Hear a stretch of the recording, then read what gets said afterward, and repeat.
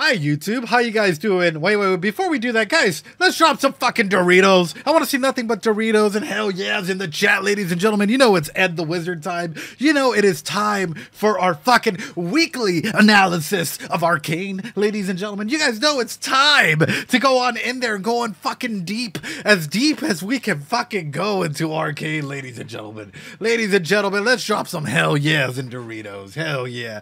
Hi YouTube, how are you guys doing? I hope you guys are practicing that self-care. And to all Twitch lurkers, hey, we're about to get started with episode 5 of Arcane, in case you guys don't know who I am and you randomly popped on in here. Hi, my name is Ed. I'm a psychologist who loves to go ahead and pause and talk about like characters, their psychology, their pretty much everything and anything and everything in between. I'm going to be straight up about it. We pause a lot. That is like the main thing. It is not like we're not watching the entire thing like without stopping, because that is copyright infringement. And we are also not pogging out for 40 minutes like or deadpanning at the camera for 40 minutes. You know, we're not going to go ahead and do that. We're going to stop. We're going to talk. We're going to go ahead and do so many things. And I think this is the main aspect of the show, is to promote mental health elements. All the episodes of Arcane and mostly any other series on the YouTube channel are completely unmonetized. If they are monetized, they are more than likely stuff that I've done by myself, like some of the mind crawls and stuff that you guys see on there. With that being said, 45 minutes. With that being said, come and join us on Twitch. We do this every Friday and Sunday. If you're on YouTube, hit that like button, comment, and subscribe. It helps us a ton to push this out there, ladies and gentlemen. We might still pog out for 40 minutes, to be fair, with this show. I mean, it is a good show. It is a really, really good show. With that being said, ladies and gentlemen, what do you guys think? Is it time? I think it's time, right? Let's go straight into it, ladies and gentlemen. All right, let me go ahead and push this in. Oh, okay. All right, guys, let's go. I don't know what else to say. Let me know if you, first off, let me know if you guys can hear it properly, or if I need to go ahead and, this is a quick sound test before we jump into it.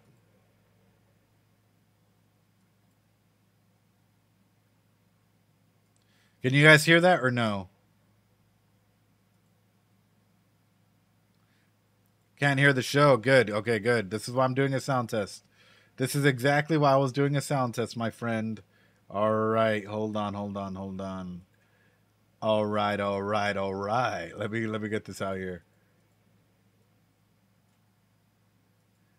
All right. We're going to back it up just a little bit.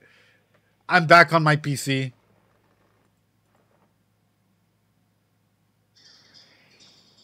Better?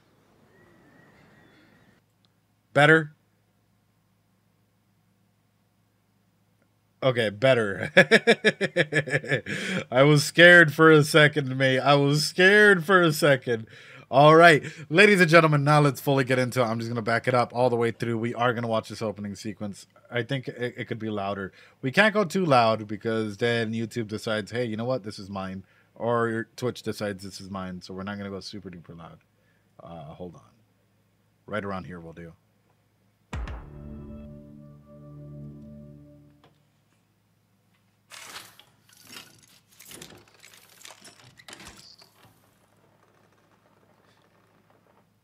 I feel like I'm the only... Okay, hold on. I feel like I'm the only one who fucking hyperfixates on, like, this opening sequence here. Netflix had nothing to do with the show, as I've been told over and over again. Netflix has had nothing to do with this fucking show, right? Like, in terms of, like, actual production. It is a distributor, right? and I'm over here finding meaning and shit to it. Oh gosh, ladies and gentlemen, this opening, okay, every opening, fair.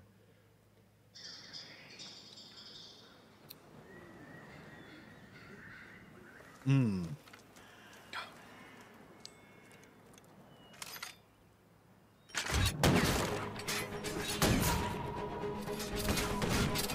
shit.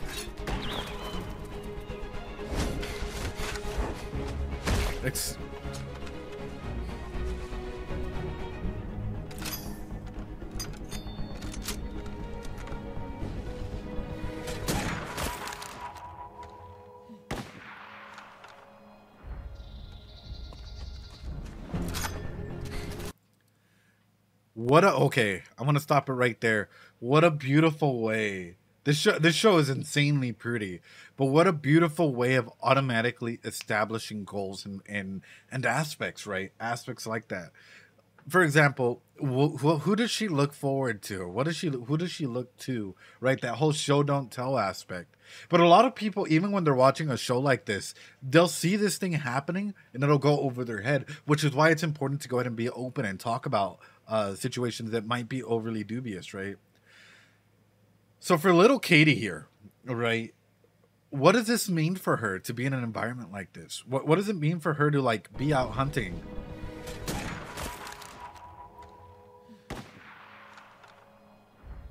And for her to acknowledge this other person, right? Nothing goes over my head. I'm too fast. I'll catch it all with her voice.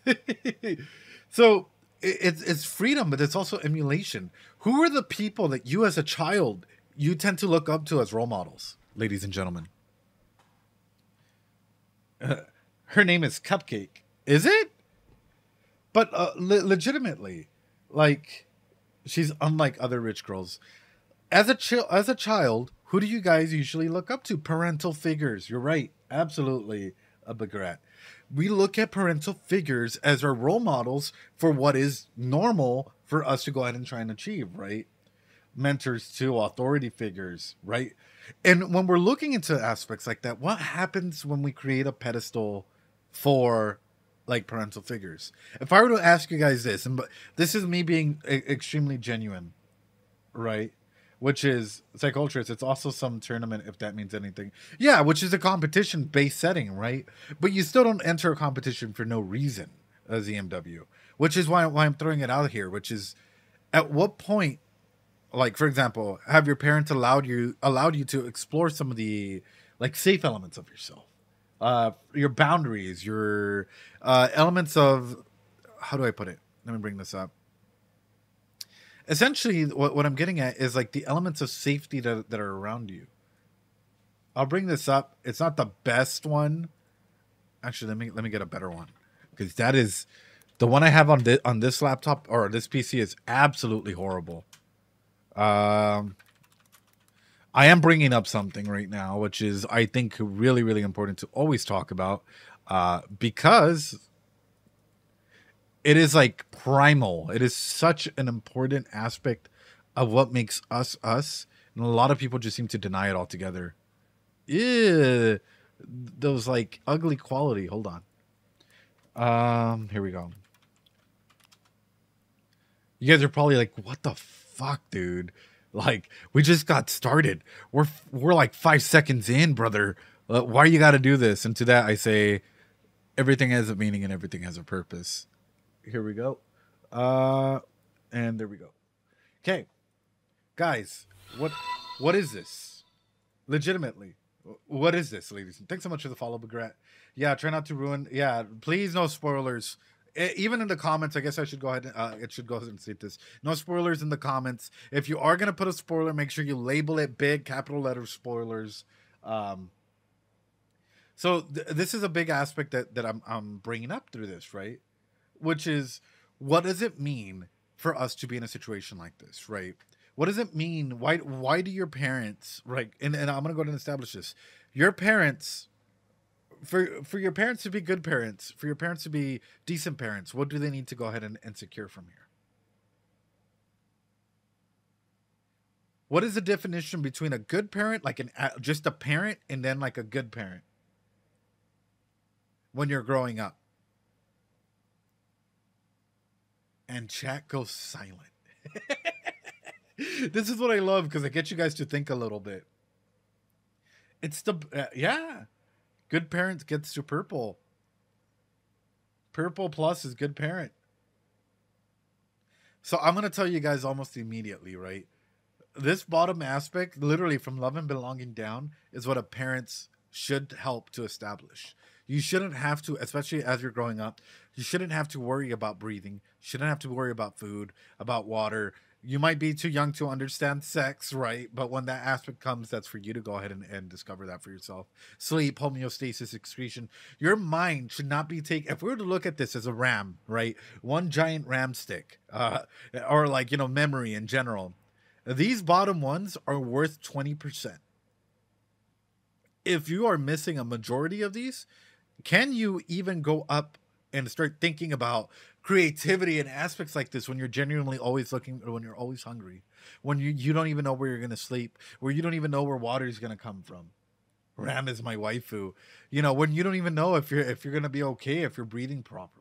So the reason why I'm bringing this up is because your parents should set a standard model as to what is acceptable in terms of like what is secure, right? Allow you to go ahead and have aspects of security for your body, for yourself, for the resources around you. You know, for, hey, you know what, like this is yours, like these are your toys, this is like, you know, you're doing your chores, here's a little bit of an income or something for you to at least be able to go and do certain things. Don't come with insurance on manuals, and sometimes you have to attempt when you mess up. Oh, you'll mess up. There's not an issue with messing up. As a parent, there's no actual good manual out there. Everyone has a different parenting style. But you should at least secure these minimums. These are the minimal requirements for treating someone like a human being. Explaining Chainsaw Man as a character working his way up through the Maslow's hierarchy of needs. But even through then, right? Because one of the big aspects that I'm going to go ahead and bring up is, for example, I've done Chainsaw Man, and it's more about power and control cycles than anything else. It's up on the YouTube. When it comes through this, familial expectations and competitions, what does that mean, right? When you go ahead and establish yourself, and when you're in an environment where you have to go ahead and compete, and sometimes you end up competing with family. I'll be honest, I've done martial arts a majority of my life, since I was 3 years old. Competition is almost a set standard in my family, where we grew up learning a bunch of different martial arts. We would go out and compete. I would have to compete against my brothers sometimes. So now as an adult, I still have to compete against my brothers. And it turns into a very, very base competition. There's a level of respect where I respect them as my siblings, but there's also that competitive edge. And when one outweighs the other, when one of them does better than the other, what comes through with that? Oftentimes, some feelings. You can get hurt, especially when they don't allow you the opportunity to do what you want to do, to practice the way that you want to practice. Sometimes when you've been practicing and you're thinking you're getting so good and you get shot down, it hurts, right? So whether it's not just no breathing, no sex, it's what makes us physiologically, like as physiological creatures do certain things, right? So for example, sex doesn't just mean reproductive ends. It also means, for example, masturbating, right? It also has other aspects thrown in there, aside from just like no sex. And it's also the concept of self-sex, right? Which is, do you love yourself? Do you have aspects of that self-love that you can go ahead and go into, which goes into esteem and so on and so forth. Good thing I'm an only child. True. So this is why I'm bringing this up, is because sometimes our parents can be so hard on us. Sometimes our parents can go ahead and unknowingly but just because you're asexual does not mean that you refrain completely from sex in like yourself or in other aspects, right? Asexuality is a spectrum as well, and a lot of people seem to think that asexual just means no sex, but when asexuality is actually a spectrum in of itself. So I'm just throwing that out there as a psychologist that works through with a lot of individuals from the LGBTQ community, man. Like, that is the number one thing I've always heard being brought up. But when it comes to that, what does competition in this setting mean, and how does a person grow? Would you feel comfortable to compete with your siblings, or with your mom, or with your dad?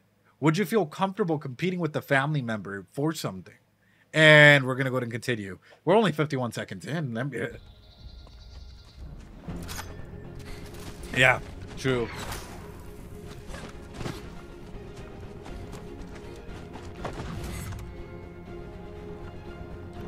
Oh, no.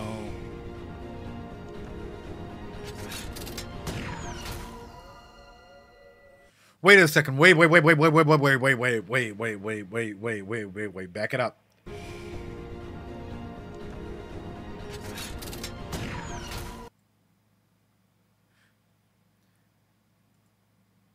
She was the one that went to go see Vi, right? Hold on. Welcome on in, Loberino. Welcome on in. Appreciate you.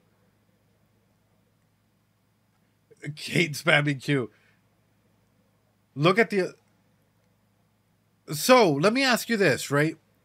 Because I'm looking at her, and why does she look... She gives me a similar vibe, like young Kate gives me a similar vibe to Powder. I don't know why. I don't fucking know why. Like, it must be the eyes. It must be like something. She's giving me a very similar fucking vibe in this scenario, right? Similar hair and eye color. She's baby. She's my daughter. I love her. The enforcer training, it's because she's cute. So I wonder if we're going to run some parallels here, right? Because all of a sudden, so in case you guys don't know, attachment theory, attachment work, essentially states that we have, the way that we attach to people is often based through similarities and propinquity. Propinquity states that the longer that we spend with someone, the more amount of time that we spend with someone, in any circumstance, the more attached that we get to these individuals. Now, when it comes to something like this, right, one of the big things that is coming to mind is, if she's going over there and meeting someone with an attachment trauma, I know I focus on Powder and Jinx and their attachment trauma with Vi, but vice versa has happened as well, right? Where Vi has an attachment trauma to Powder. Let's not downplay it. Like, there is an attachment trauma clearly present there. And I know what you guys might be saying. What do you mean by that? Even though someone messed up, you still love them. More like the mother we saw in episode 1 who was that, oof. So... what does it mean? Well, some reactors thought that she... Really? Okay, backing it up. So, what does it mean, for example, if, let's say that you had a brother that you had a falling out to, or a loved one, right? Let's say that you had an ex that you had a really bad falling out with, and you go out to the club, to the bar, or whatever, and boom, there's this individual who looks very familiar, right? Different name, different personality, talking and whatnot, but looks very eerily familiar. What does that do to you? Unconsciously. Let's just talk at an unconscious level, and then we'll move up to the conscious level. Imagine hurting your sister badly and then never again seeing her against your will. Seashell, that's exactly what I'm running towards, right? That happened to me before. Yeah, I disliked the person for no reason. You might dislike them. You have two different operations and lines that might come here, right? Number one, if you are an avoidant attachment style, or if you're a secure attachment, you might be like, no, I'm sorry, like, I can't. You unknowingly, there might be some internal biases that appear in that you're like, dude, okay, I can't. This is eerily familiar. However, if you have an anxious attachment style, how does this pop up? You're coming with me. Where are we at? It's like, Senora Ram, you're coming with me. Oh, yeah, no, you look just like my ex. Oh, you're coming with me, though. We're going to be okay. You're like, I don't know. You feel so familiar. I feel like we've only talked like 2 minutes, and I feel like I've known you a lifetime. You're so eerily, I can't put my finger on it.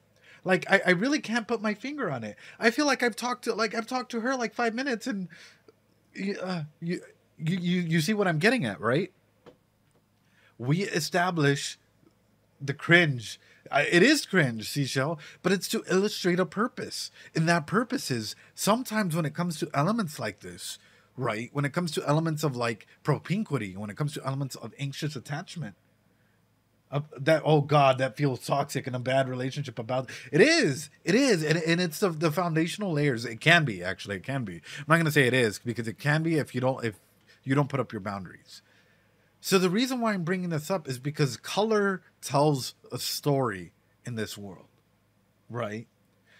Similar to the doctor with eye, exactly. Color tells a story in this world. And I'm seeing the similarities and the aspects that are being brought up here. And I'm wondering if there's going to be either a parallel or an introduction of Kate and like this colors into somehow Jinx in the future. Said that the overarching theme is duality. That's a beautiful theme, man. That's actually a really beautiful thing. I was so much happier before I had my first relationship. I want to go ahead and throw this up in the chat as a good indicator for what I mean. Mods, can you go ahead and make a poll for me? Right? The poll's name is like relationship dissolution, breakups, right? Recovery time. I want to know how long it took for you to heal. And by this, I mean genuinely heal. after a really bad breakup with a friend and or with a partner or a loved one, right? So I want to go ahead and just throw up a poll, mods, if you can, about how long it's taken you to heal, or if you're still healing. Let's go 0 to 6 months, a year plus, or a year, 2 years plus, and then still healing. Just so that there's an yeah. Exactly, Blair Dragon. Exactly. Just relationship, or how long did it take for you to heal? That's fine. I'm throwing this out there because in this healing period, there are probably still aspects of the previous person that you were attached to. I'm using relationships as a guide for attachment that you probably miss. So I'm looking at this and I'm like, the storytelling that this is that this is throwing, right? A bullet going into red, like through this. Oh, there you go. The poll is up now, ladies and gentlemen. How long has it taken you to heal? Or are you still healing from that breakup or that relationship dissolution? I've been in 4 relationships so far, and one of them took longer than 3 to 4 days to heal. I guess I was not attached. No, bad rap. We all heal at different periods, right? It depends on the length of your relationship and a lot of other factors. If you're okay going forward, that is, or like if you're okay with yourself and where you are, that is a part of healing, right? So this is an aspect that I'm throwing in there. So this is exactly why I'm questioning this and I'm bringing this up, because this theme of duality is like beautiful, right? In a case where they wronged me or no, someone fell out of love with me, what can I say? In terms of like, this is your story, this is your narrative, so this is up to you. Like, how long has it taken for you to heal? Don't matter if it's that they fell out of love into you, they cheated on you, they hurt you, they did 101 other things. This is like your story, your narrative. You know, you tell me, right? Anyway, I'm going to back it up because there's another thing I feel like I missed.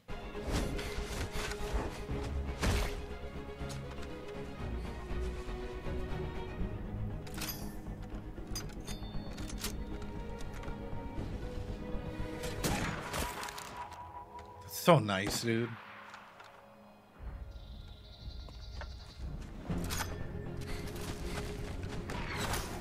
Shit.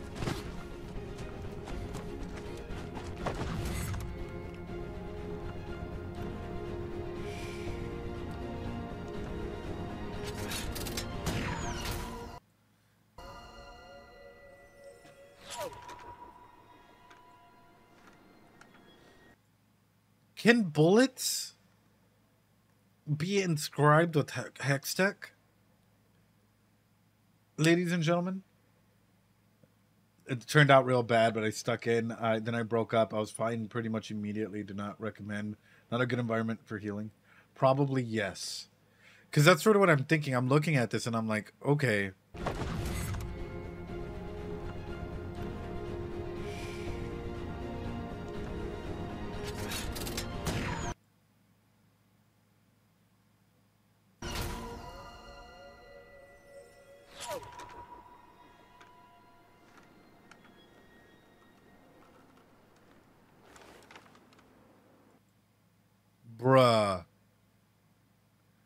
Bruh. She ain't that slick, brother. Look. If you want to talk about mom giving you an opportunity, hold on. If you want to talk about, like, mom giving you an opportunity to grow, to have a victory, to claim this for yourself, or whatever you want to go ahead and label it as. Look at this, guys. This is...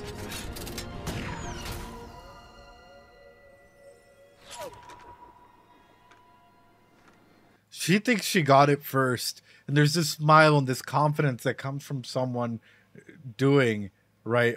I mean, parental figure. You know what I'm talking about. Look. Oh, dude. She mimicked the actions of taking a shot in order to give someone the opportunity to actually do it. Her finger's not even in the trigger. Her finger's not even in the trigger, but it's someone that you look up to. An adult or role model, right? That triggered this. Thanks so much for the follow, Lux Ray. Appreciate it. Like, I think Grayson found out Bridge and regretted it. Well, Grayson was like a mom to her. I'm good, champ. How you doing? Hola, ¿cómo estás? Hi, Lux Ray. What's up? Like, this is huge, man. And this is sometimes things that we have to do as adults in our environment to help kids and others grow. For example, I do this all the time in my group therapy sessions, right? Which is, if we're doing something, if we're playing a game, say that we're playing, because sometimes we play around and we're playing Smash or whatever. I'm pretty good at Smash. I'm pretty decent at Smash. I'd like to point out, right? Like I can use Snake pretty fucking well. And like at first I was just playing with them and they were dying with like Kirby, and I was like, all right. So I've allowed them to just keep growing and growing and growing to the point where all of a sudden at the very end, I didn't press anything. I was just moving my character around, and they got that W in their face. The face of someone that has finally beat you, that has finally enlightened themselves up to a point of challenge, that they have overcome, that they've spent nights working on to try and better themselves, that they know it's not just a futile attempt. The face of serendipity and like euphoria that goes through an individual when they go through an individual, and like when they go through a scenario like this, and they're actually able to go ahead and take a W in an environment, in a safe environment where it's okay to fail, but for them to win, that means a fucking memory, that means a fucking victory, that means being able to go and do certain things, right? This is what's blowing my mind, is like a good parental figure is able to go ahead and note that, right? A game is a game. It's okay to fail. And an introduction of that is allowing your kids to go ahead and push them up, and or other kid figures up here, so that way they can keep on growing from their successes while also acknowledging their failures. Like, yeah. I get too impatient when it came to watching my younger cousins play video games. Oh, gosh.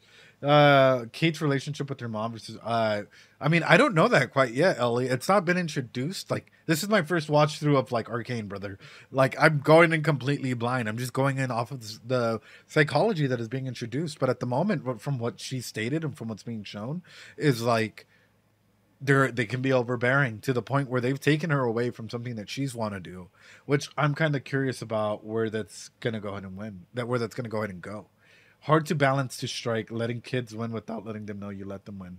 Well, with their voice, over time you get stronger, right? But you can't always just let them lose, because that's discouraging for someone. So it is hard to strike a balance. Absolutely, brother. Absolutely.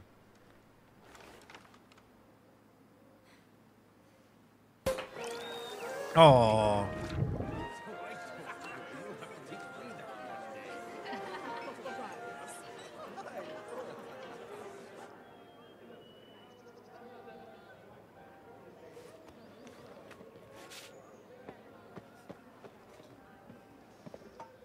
Yeah, buddy. Some shooting, man. Did my parents pay you to let me win? That's a serious accusation. You held your shot. I saw you. Her voice. My God, this voice actor. This voice actor. Every single time she speaks, these headphones give me chills, brother. Like, every single time she speaks, it goes in through, like, my ears, right? Hits my fucking timpani. Reverberates throughout my spine, brother. Yeah, her voice is comfort, dude. I can't even say it, bro. Like, I'm just, yeah, her VA on it. It does fiction. That's exactly what I think. I'm like, it thinks of Anna here.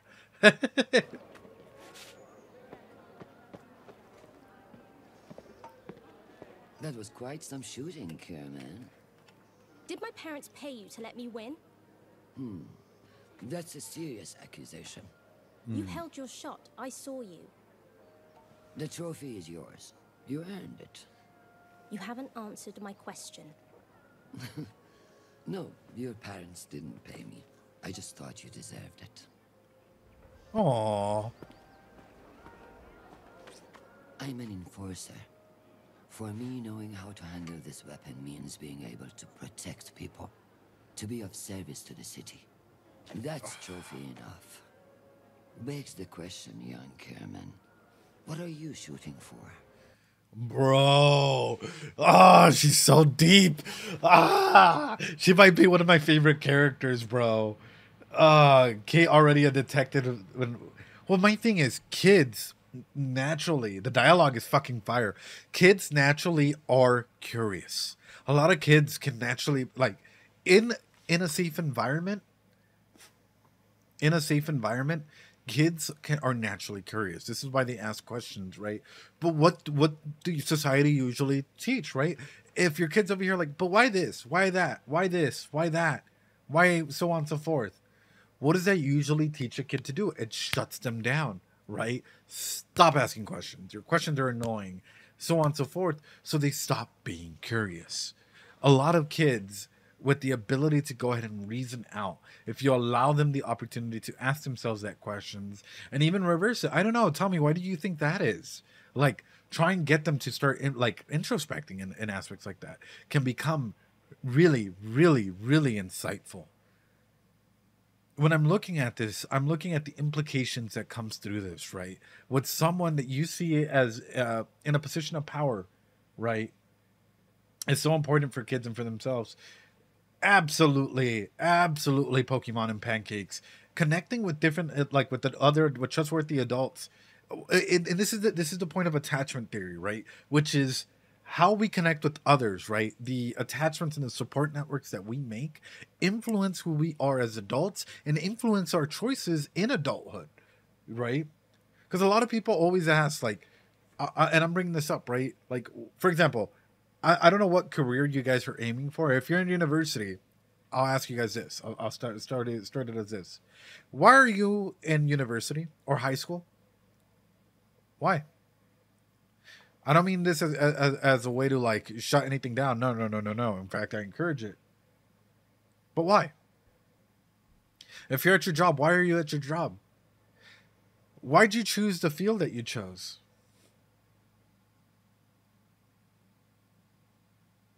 Are you passionate about what you're learning? Was it forced upon by a family member due to expectations of familial nature? Do you need to have a successful career? Questions like this allow you to start introspecting, right? And I'm not saying what's right or wrong, right? I'm going ahead and just covering a broad amount of topics like that, but allowing yourself. But Grad, that's a lot of pressure. I am not gonna lie to you, brother. Like, if all your siblings are doctors, and so if I don't become one, what does it mean if you don't become one? Are you okay with that? Right? Are you okay? Would you rather be in a job that you're unhappy with and make a lot of money, or a job where you're happy but don't make that much money? And, you know, asking yourself a lot of questions like this can be very driving. Can be very, very driving to allow your mind to start working. If you surround yourself, right? For example, if you're doing things for the wrong purpose, right, without even knowing, you might in future orientations, like because I have a lot of seniors and older adults that I work with who blame themselves, who quite literally, they're 70, 80 years old, and they're like, I worked my entire life because of the, like, you know, got my doctoral degrees, I worked my entire life doing certain things, and I never once felt happy. I only felt happy the day I got married, the day I had my kids, and then it was 9 to 5 at work. Hearing stories like this, I've asked them, for example, what inspired you to get into this? You know what they said? The pressure from their environment, from their families at that time, to have what is a normal life. Yep.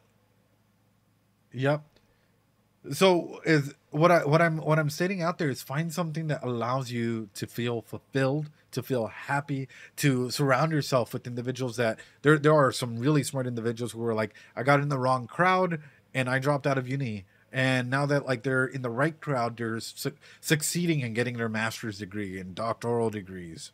Like, it all, like, our influences, our attachments, who we surround ourselves by, influence our perspectives as to what to do next. I'm looking at Kate here and I'm like, is she a major influence for her?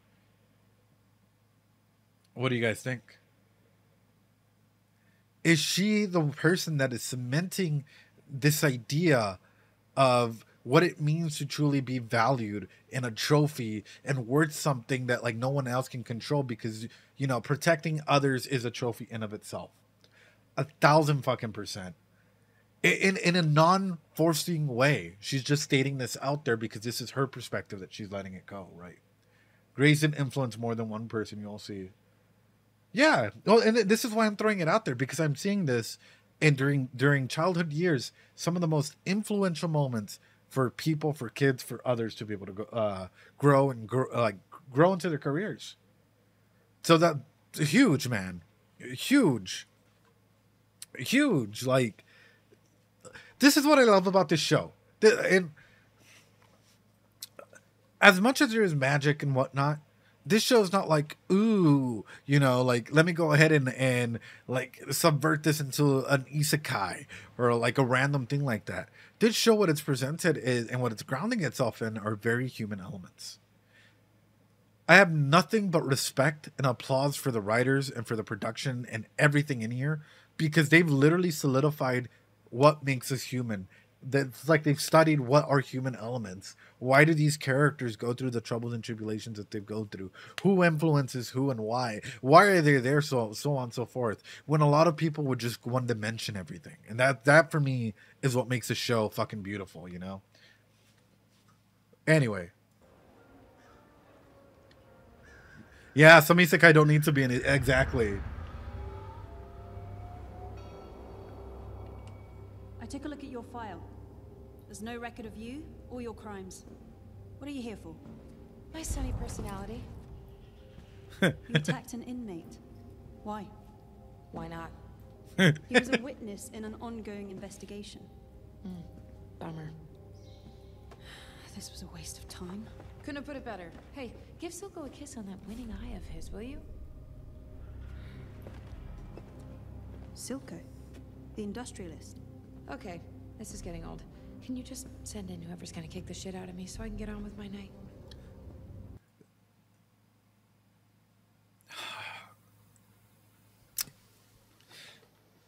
Where's my hat? Here's my hat. I don't know what to say, boys. I don't know what to say, boys. This might just become a V and Kate stream from now on, ladies and gentlemen. We might just go deep.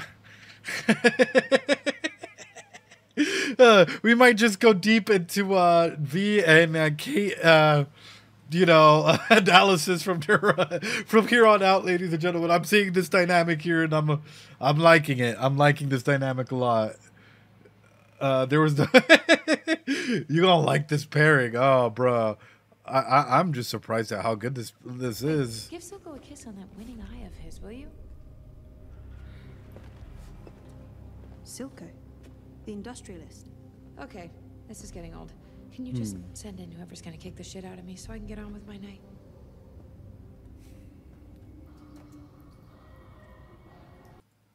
I wonder how she keeps herself sane in this environment, because this, what V is going through, or what V has gone through, and I know a lot of people will try and be like, oh yeah, like, you know, jail. A lot of people keep themselves in jail. Okay. A lot of people don't know, like, if you're in an environment in a small room for so long without actually being able to go ahead and like express yourself and have communication and whatnot, what happens? Let's talk about that for a second. Lots of violence, probably a lot of violence, right? So hold on. So as we're going through this, right? You're right. Violence is something that happens, but why? Why would V start resorting to violence, ladies and gentlemen? What does violence mean in a scenario like this? Hope of seeing Powder again at some point, right? V's answers to problem has always been violence. Violence begets violence. It's a This is a defense mechanism. It's a symbolic aspect of control. It can be. She's always kind of done that. But what does this mean? What defense mechanism is this when you're in an environment like this and you're trying to go ahead and understand? Right? Violet. Vi. Vander. Yeah. But straight up, what does this mean, guys? It's displacement. Satisfying an impulse with the substitute object. It's a way of letting out your emotions. It's a way when we don't have control that we usually snap and we go out, and you have the stereotypical stories of Kyle punching the wall, right? It's like Kyle drank a Red Bull and he was mad because you told him that his shirt wasn't the best and he punched the wall and he's like, ah, right? Or another displacing incident, a guy goes and asks for Szechuan sauce. There's no Szechuan sauce and he's like, right? Because that is a form of displacing your emotions. Now, is it fucking cringe? Yes, right? Especially for the Szechuan guy. But like,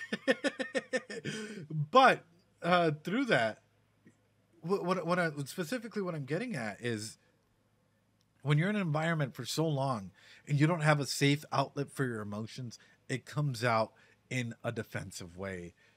That was an act, by the way. Yeah, I've seen the video. That's what I'm saying. It was a little bit of cringe there. But it comes out in a defensive way. That's why we have these defense mechanisms in here, right? That's why these defense mechanisms come out. So if we were to look at Vi, let's take a quick look at Vi, right? What does Vi have? From what we've seen so far, from her as a child, right? Is there any form of depression from what we've seen of Vi? I.e. holding back the past. Is there any form of denial? Is there any form of projection? Then these can all happen from trauma. These, like, defense mechanisms can be activated by any triggering event, a trauma, your emotions building up, so on and so forth. It can be a triggering incident. Yes, yes, yes, and yes. There's displacement. Regression. I've not seen that yet. Regression would be something like ZM. Let's say that you and I are best friends, right? We've been best friends since we were 3 years old, and we invented the secret handshake and whatnot. We haven't seen each other in 20 years or something. Life happened. We come back, and instantly we're giggling like the little kids that we were when we first met one another. And we're like, oh my God, we gotta go build monster trucks, or go do whatever, right? Like, regression can be quite literally regressing back in time due to stress, due to a traumatic event, quite literally becoming the childlike version of ourselves before a major trauma. We have not seen that yet. Sublimation, I mean, that depends on how she gets along, right? So this is exactly why I bring up these elements. This is exactly why we're having these conversations, because this is huge, and this is an important element as to what makes us us. Sorry, guys. I know some of you guys are like, "What the fuck, dude?" I came in here expecting one thing. Where are we in this show? Where are we? Here we go. Now for the next part. I love these talks. I know we are on this, and yes, I will go back, I promise, but this is, I either have it and we talk about it now, or I lose it and never talk about it at all. So I'd rather just talk about it now. Silco. Let's talk about this. Well, let's talk about Vi and the group and Powder. Let's talk about this as we jump into this. Were there aspects of isolation with Powder?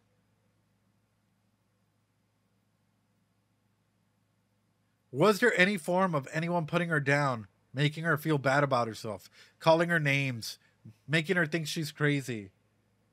Was there any form of intimidation by using looks, actions, gestures, smashing things, destroying her property?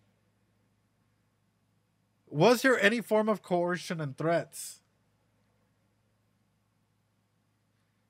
Was there any form of economic abuse? Doesn't necessarily have to be from that group, but from the environment in of itself, preventing her from getting or keeping a job, making her ask for money, or, you know, taking her money, not letting her have access to income because everyone's sort of poor. This is male privilege. We take that out, just using privilege. Where they treat her like a servant, that everyone's making all the decisions for her, being the one, was there an individual that took away her agency, that took away her ability to make decisions for herself? No, you can't come with us because I'm telling you, you can't come with us.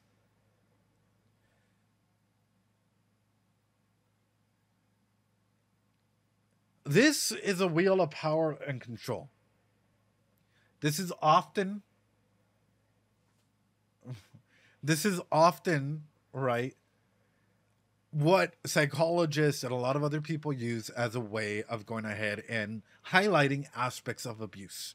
Not just aspects of abuse, but aspects that a person's control is being taken away from them before they reach a domestic violence situation, right? Or just a violent, very, very, very violent and traumatic situation. Usually when an individual is missing 3 or more, it is danger. It is high danger alert that this person is not okay, that this person is in danger, that this person is so on and so forth. When this person is missing all of them, what does that say for you? When a person is missing a majority of them, what does that say for you? I was thinking about this and I'm like, when we're going through aspects like this, it's wild. That the environment, that the group, that if we put Powder or any of the kids, really, any of the kids in situations in here, a lot of their control was taken away from them in such a beautiful way that even if we're thinking past the ecological point, right? If we're thinking past the ecological point, we wouldn't see this. A lot of people would just be like, oh yeah, the environment is like this. But if we break this down and we notice it wasn't just Powder, right? Like Powder got the worst end of the stick, and this is a story that was like highlighted. But if we throw in their Vi, what do we get, right? We have a situation where their environment wasn't safe, where they were clearly getting into fights with others, where the environment was literally like, you have to use children to do certain things, right? Imagine this, guys. We're quite literally like other people, other situations where like it's shifting the aspects in there. Powder there with the gun. Milo probably got the worst end of the stick in his pee pee wee wee gaga poo poo bruh. But the reason why that was good though. The reason why I'm highlighting this is because if we look at this, and now let's throw in Soko in here, right? A parenting overstepping, taking children's autonomy away, and the child walking away. Yeah, but if we're like, let's take a step further than that, right? Because the parents trying to go out and overtake a lot of these kids, or the adults taking a lot of these kids' power and control. That's one aspect. We have the environment taking a lot of these kids' power and control away from them. And then we have themselves. We have themselves. Them as kids taking their own power and control away. This is a beautiful fucking story. This is a very, very beautiful story. By the environment, I mean the enforcers. I mean the way that the world is set up. In the rules of threes, that is fucking deep. That is so fucking deep. Because as I said, it's not just the parents. It's not just the environment. It is also themselves that have started taking away their power and control and agencies. Do you think they hire psychologists or therapists? No, champ. A majority of the times, I'm going to be honest, because people don't seem to recognize this, right? People are like, anytime that like, my job is not to make predictions, it's to analyze character behaviors and so on and so forth. But anytime you write a realistic character, you are writing psychology in of it. Psychology is not just a study of the human mind. A lot of people make that fake assumption. Psychology is the study of the mind and behaviors. I'm going to highlight this, right? Why? Because routines, because we follow habits, because we use coping skills, social skills. We go over 101 different variations as to what makes us us and what makes our behaviors and our patterns live and active in there. Everyone's traumatized by the memories. Guys, this for me is blowing my fucking mind because it took literally getting into this point with Vi there and seeing Kate on the other side, another depiction of that, like literally taking away her power and control, for me to come into the realization, like, wait a minute, throughout this whole fucking journey, even Powder or Jinx at the moment, does she have any power and control? No. Kyle's, hello guys, drop some love and support for Kyle's. It is Kyle's birthday, ladies and gentlemen. It is Kyle's birthday. Let's go. Show some love and support, ladies and gentlemen. Kyle's is an absolute I don't know how to put it, like the love of my life here, the incredible individual that she is. Yes, it's Kyle's birthday. Drop some love and support, ladies and gentlemen. I ain't lying when I say that. Happy birthday, Kyles. You're amazing. You're amazing, Kyles. Hold on. All right, there we go. Happy birthday. All right. So that power and no worries, Kyle. No worries. You're wonderful. You can always interrupt, dude. You know that. You know that you're family here. When you're here, you're family. Don't mean to go all Applebee's on you. But please, Applebee's, if you want to sponsor me, yo, I or Doritos. I sincerely appreciate it. But yes, happy birthday. You're absolutely wonderful. But when we're going through this, man, that's what's blowing my mind. For me, this is what's like. We're 3 minutes in. We're 3 minutes in, and my brain is on a fucking like mindgasm at the moment. When you're here, yeah, exactly. Holy shit, dude. When I'm here, I'm and I have trouble with my role mixing, and I hate being told I'm family. Aw. Anyway, I remember your 40-minute analysis of the opening during episode 3, bro. Yeah. Does this mean anything to you?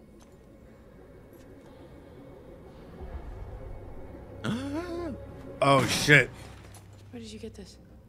Oh shit. My question first. You work for Silco? They all do. How can anyone not know that? Where did you find this? There was an attack. This is evidence. I need proof if I'm to believe what you're saying about Silco. I could get it for you. Just not from in here. In what mad world would I trust someone like you? She trusts someone like her. In this mad world! Oh, on pace for a 4-hour session. Bro, I am loving these characters. Holy shit, bro. My question. Also, I'm backing this up. Okay, this is good. I took a look at your file. There's no record of you or your crimes. What are you here for? My sunny personality. You attacked an inmate. Why? Why not? He was a witness in an ongoing investigation. Bummer. This was a waste of time. Couldn't have put it better. Hey, give Silco a kiss on that winning eye of his, will you? Silco, the industrialist. Okay, this is getting old. Can you just send in whoever's gonna kick the shit out of me so I can get on with my night?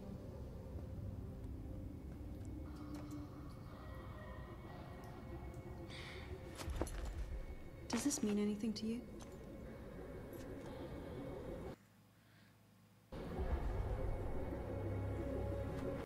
Interesting. Very, very, very, very fucking interesting. Holy shit, ladies and gentlemen. Wait, look at this. Look at this. Look at this. Look at this. Look at this. The industrialist. Okay, this is getting old. Can you just send in whoever's gonna kick the shit out I know you guys are probably like, what the fuck are you on about? Just trust me on of me this. so I can get on with my night?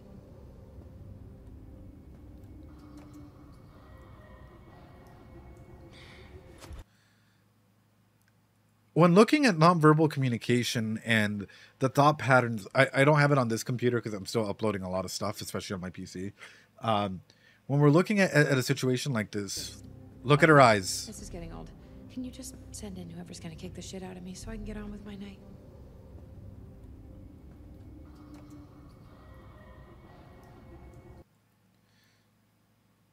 What, like, I'm looking at this and immediately something, those eyes, those beautiful eyes, something that comes to mind in situations like this is what happens to someone in a position of power? What happens to someone in a position where roles are determined and people literally stick to the roles without bending them, right? At this point in time, this is something beautiful that I don't think a lot of shows do is they've shown her thought process. They've literally allowed us into her making a choice. Is she about to violate literally every procedure that like most people have, which is you stand behind the red line because you can be grabbed, you can be choked, you can literally be like an inmate can grab you and do certain things, which is usually what a red line or any line in the criminal justice system. Even as a psychologist, if you ever have to do any visits or as a therapist or whatever, it's usually behind a screen. They tell you can't do certain things and whatnot because there are protocols and there are regulations and so on and so forth, right, that you have to go ahead and follow for in-person visits, for whatever. So when we're in here, or for, I guess, like just general visits, when we're in here, just look at this, right? I don't have my headphones on, but this line is a big representation for not just safety, but also for the role that she is playing. She's not supposed to be in here, first off, right? So it's already like a line in. It's already a foot in the door that she took psychologically to get here. This is not an environment that she's supposed to be here. This is not an event that she's supposed to go ahead and do, so, like, you know, inspired to go ahead and be. Now, crossing this line, what does this represent for her? She opened up the door. She's been opening up the door slightly for her to start bending the rules a little bit, for her to start figuring out what is truly happening. And by her taking this step, she has to go ahead and acknowledge for herself that she is not just your everyday stereotypical enforcer, but she is someone that has to be aggressive with the way that she approaches, so on and so forth. Which is why, if you notice, she's asking a lot of open-ended questions when she's behind the line. When she's in front of the line, all of a sudden her line of questioning is more direct, more zoomed in, and at the same time open like that. Like, this is, yeah. Like, it's beautiful. This is her last day on the job.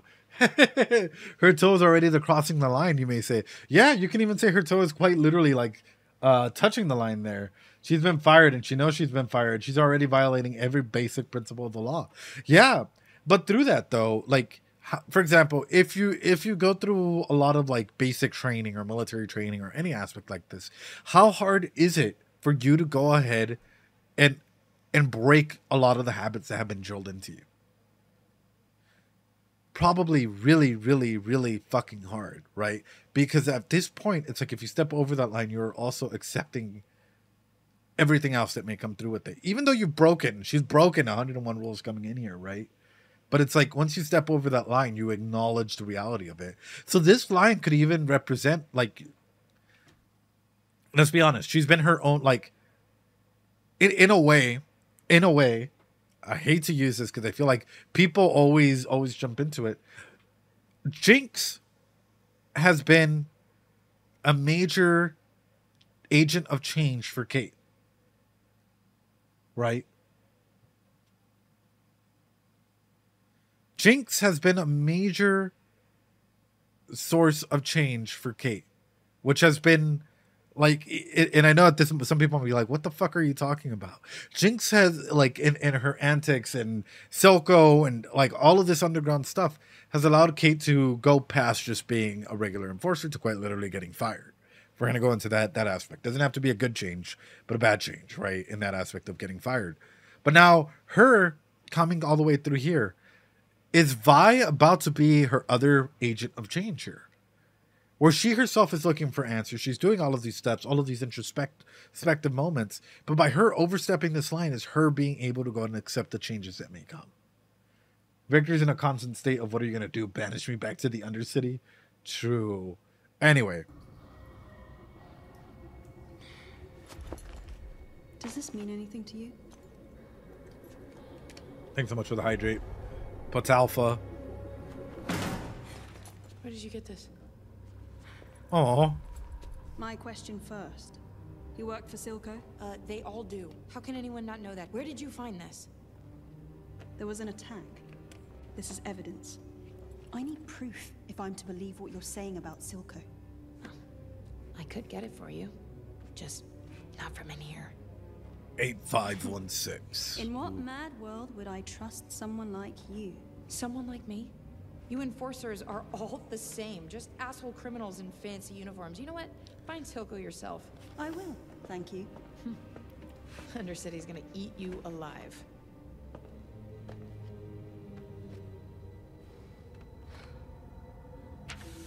I've got orders from Councillor Tallis concerning inmate 516. Not cooperative, Huh? You want us to have a chat with her? No, Oh. it's for her release. Since when's he a counselor? Since today. I love this dude. I fucking like. Don't get me wrong. I love the design of him just being there, just being like. All of the other, but she's open-minded and apologizes. It's not a crime committed.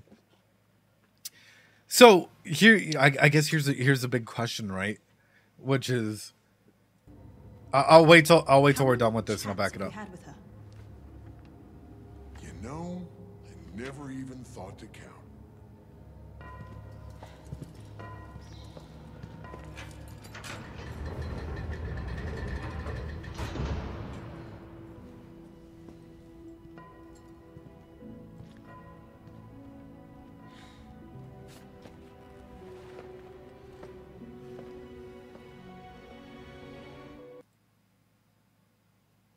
Okay, imagine this. Hold on. Imagine this. Hold on. Imagine this. Vi and Kate running around the Undercity and bumping into Powder. What the fuck would that give, dude? What would that give? I'm thinking this, and I'm like, wait a minute. She said, in what mad world, right? In what mad world would she release you? Let's put this shit together. What mad world, right? Who the fuck is mad right now? Who's in a psyche break and a half, if we're going to go ahead and count it, right? More than likely have Jinx in the psyche break, right? So through this, something that's popping up to me is, what does it mean for her to be released? What does it mean for this trusting and this back and forth trust to actually start being enabled? This is powerful writing. And this is one of the few elements that I actually like about it, is the fact that she's willing to take all of this risk, right? Oh, shit. Not this episode, sir. Too soon. Okay, I'm fighting the corruption. Also, Kate, gonna get a random inmate out by forging papers. Desperation. That would be a representation of each of your factions that you were guessing about a couple episodes back. Well, yeah. Kate definitely forged them. But as we're going through this, right, one of the big things that pops up is, how far are you willing to go for your hunch? For your gut feeling? How far are you willing to go to see if you are right, to see if there is an aspect of truth in what you are thinking about, to see if maybe there is a semblance of, hope out there for yourself? The representation of everything happening in here, and even like the aspects of like getting beat and whatnot, it's been shown time and time again by, like, for example, the prison experiment and stuff like this. People in positions of power, especially if you're under them, might go ahead and abuse that power. We don't got to put it that far, right? There's been other unethical research that's done in terms of power dynamics and sets like this, where individuals in positions of power will sometimes let it go to their heads, and instead of treating others, at least with the semi-decency of respect, they'll treat them like animals, and they'll go ahead and push them down. Well, yeah, how far should you be willing to go? Oh, man, this episode is tackling a lot. We're only 5 minutes in. I think if you can stream without overlay, Riot even made an Arcane category on Twitch. I think the Arcane category on Twitch... Is there an Arcane category on Twitch? But also, it's for copyright purposes. We're not, like... The main purpose of this is not to watch this show, but to discuss it and analyze it as we go through it, mate. I'm pretty sure most of you guys have seen Arcane by itself. Arcane is a game. Oh, Arcane is a game. Oh, shit. As well. It's just like real life. So this is why I'm pointing it out. I'm quickly going through this because there's a lot of interesting aspects. I like the character design. But also, how much has she suffered in this jail of loneliness? Is she going to be okay going back into society and back into the Undercity and everything and seeing how much it's changed without the proper support network? So many tattoos. I am so fucking curious, ladies and gentlemen. But with that being said, before we go into the opening, ladies and gentlemen, it is break time. We are an hour and 20 minutes in. Ladies and gentlemen, I appreciate you a ton. Hey, guys on YouTube, if you guys have been enjoying this, make sure to hit that like button, comment, and subscribe. Guys, we're going to take a quick 2-minute break. 3-minute break, and we'll be right back because I need to go ahead and go pee. I need to go pee, ladies and gentlemen. I respect the crane a lot, but have a long-term prisoner under treachery. Yeah, that's oof. Oof. All right, go hydrate, guys. Grab a snack. We'll be right back. Give me like 2 or 3 minutes, ladies and gentlemen. Be right back. All right, let's go. Okay, it was the intro.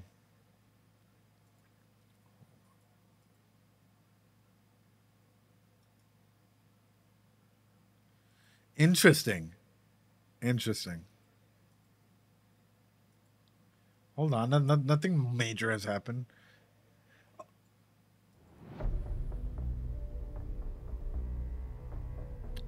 Also, you guys know it's Imagine Dragons, brother. You guys know it's Imagine Dragons, brother. You guys can all sing the lyrics. I don't want to get copyright strike. So the reason why I'm saying interesting is literally the concept that we just talked about a little while ago. But I can hear it. Imagine dragging these nuts. I wake up to the sound. Oh, God. So look, quite literally, we were just talking about this line, right? And we all know that colors have a heavy meaning in this show. But isn't it interesting that Vi is literally behind this line, and then when she's over it, the whole thing goes through?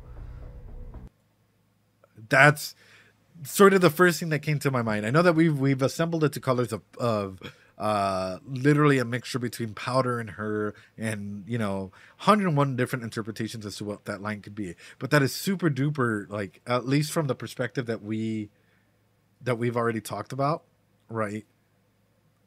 People are gonna kill me on YouTube. I can already feel it. Fucking shit. Every time you start the intro, most impressive feat is making a show so good that Imagine Dragon sounds pretty good. Oh, God.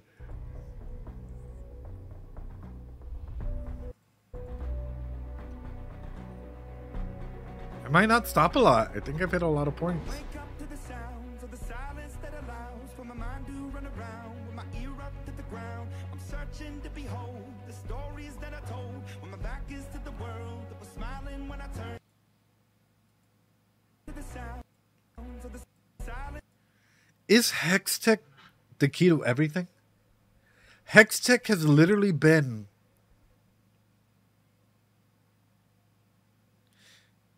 if we were to put it this way, the mage has been the greatest agent of change for everyone.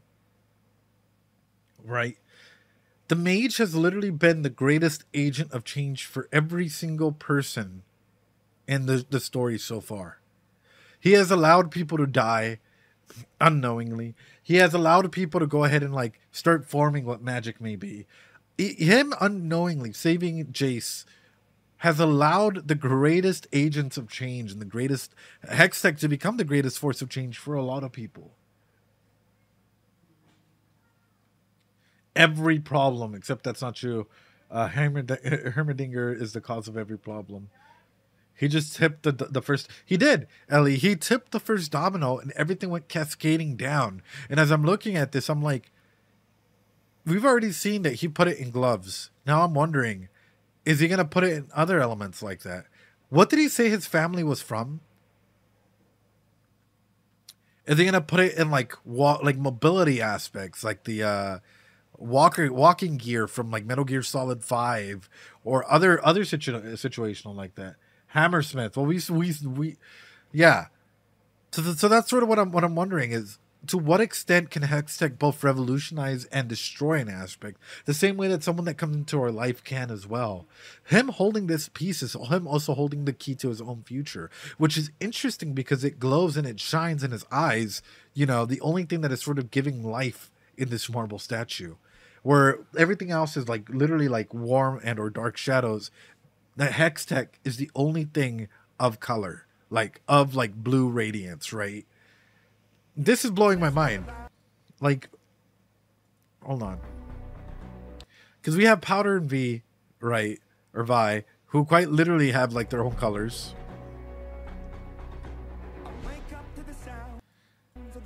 And then the only actual color present for him is this, which makes me wonder, what does, like, In a world without Hextech, what would you be? This is what I would ask him. This is something that I would genuinely ask is, in a world without Hextech, what are you? And what are you? And not an idiot sandwich, please. A pure progress, weapons, everything. Dead?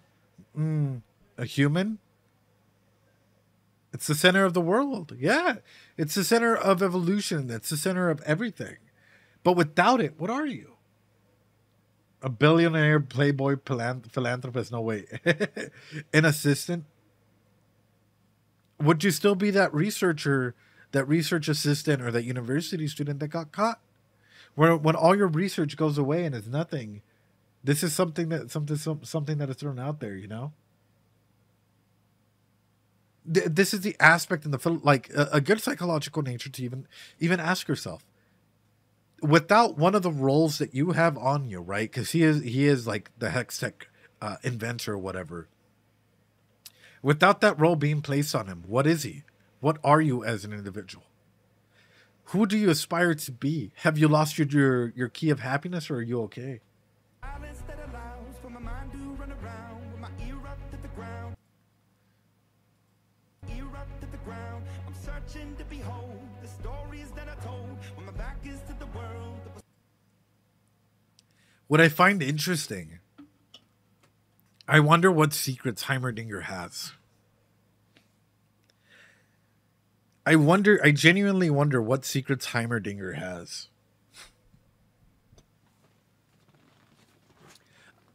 And the reason why I'm saying this is because it's the same blue light of like of the Hextech behind him, and we're seeing his mega mind posture like wait, hold on. Fuck, I don't have the color light change with me. Hold on. We got it. We'll do this. We're doing this live. We're doing it live. Like, bro. Like, bruh. If you are... This is why I want to say, but it's League of Legends. Oh, it's League lore? Fuck, you're going to have to wait till later. So that's why I'm throwing it out there. It's like, there's clearly more at play here. And I wonder if Heimerdinger specifically is withholding information either for his safety or for the safety of others. I feel like Heimerdinger just buries everything. But what does that say about him? Because he's seen what magic can do, right? He's shut down, or like he's tried to shut down research because he's afraid of it. You bury the light. We will learn in due time. I'm excited. I'm fucking excited, man. I hope you guys are enjoying this along with me. Wake up to the sounds of the silence that allows for my mind to run around with my ear up to the ground. I'm searching to behold. Mind to run around with my ear. Whoa, hold on. I'm Searching gonna let this play through. I have a theory. when my back is to the world that was smiling when I turned. I have a theory.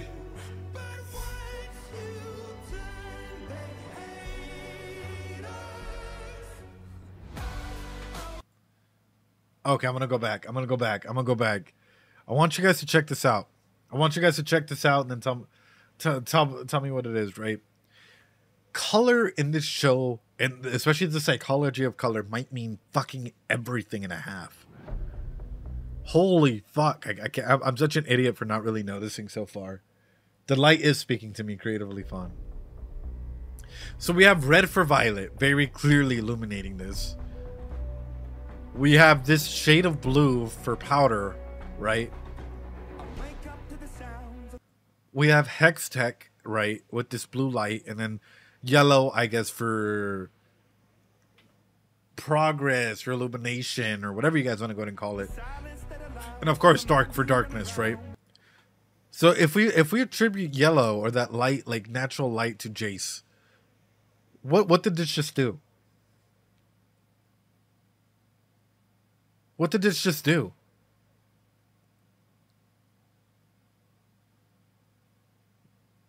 What did this just do? Gold is, it could be, absolutely. It could be the color of Piltover, yeah. No, Jace is forming this man. Victor isn't Jace's light. Victor has been in Jace's shadow, and when he, like, you know, was quite literally molded in stone and was a stone that could, like, barely do anything. When this light is on him, he starts transforming into Victor. Look.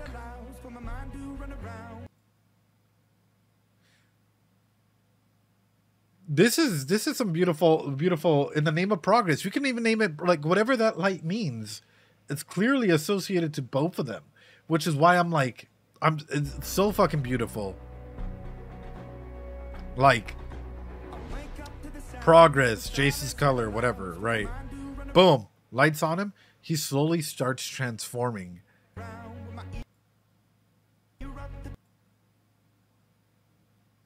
into him. Right, he's slowly like when yo, my fucking mind is losing my shit, bro.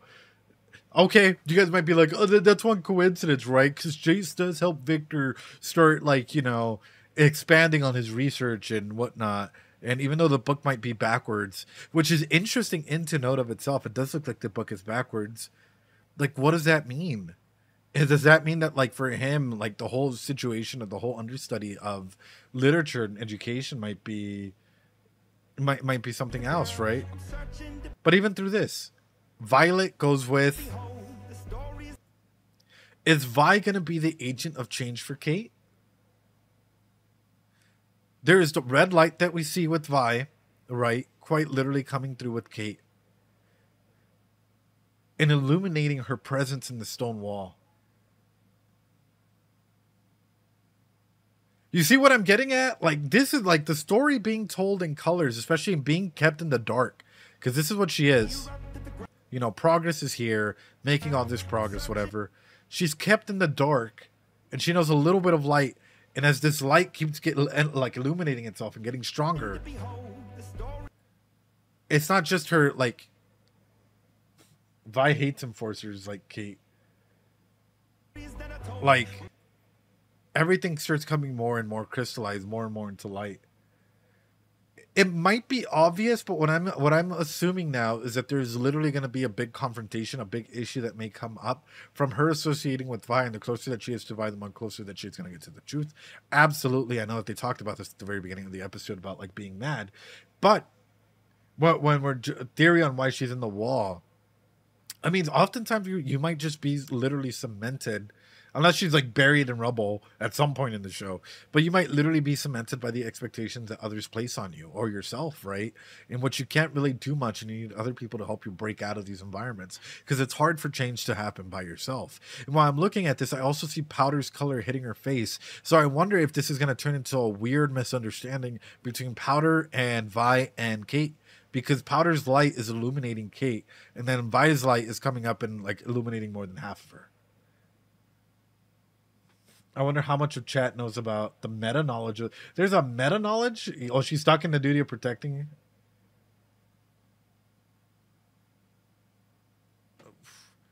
Answers are coming. Answers are coming. All right, let's go.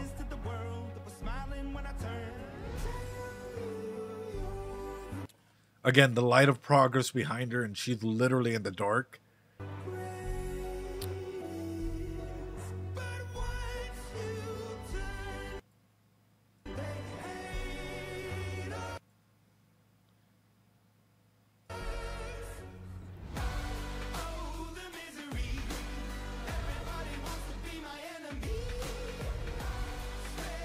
Bruh. Let me back it up.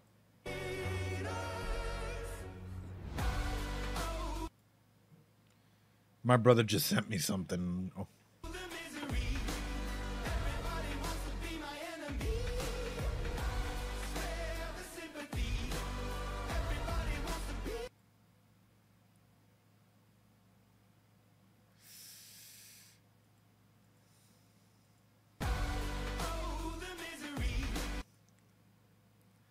I like the green that comes through this, right? Sort of like auralistic.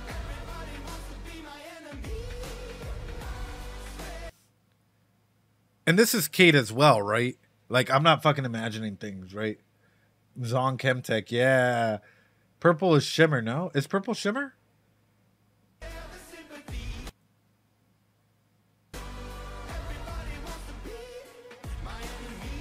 Bro, this is...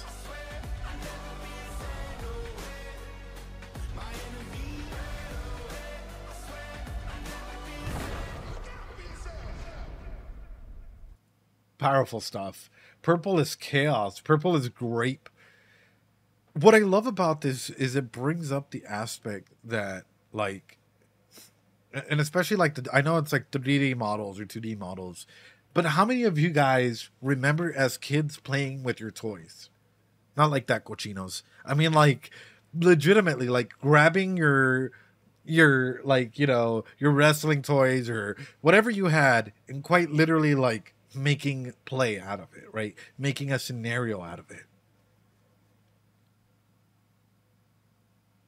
What do you mean I'm analyzing the episode twice, Blade? What are you talking about, dude? This is still the first run through, man. Are you good? We're only doing one episode tonight, Blade. Whatever the purple is, it's in the middle of their clash in the frame, right? Which is a big mixture of both of them. But like, this is what I'm bringing up. How many of you guys? I had like 10 action men doing. Everything purple in the show essentially represents power, force, but lack of focus and direction.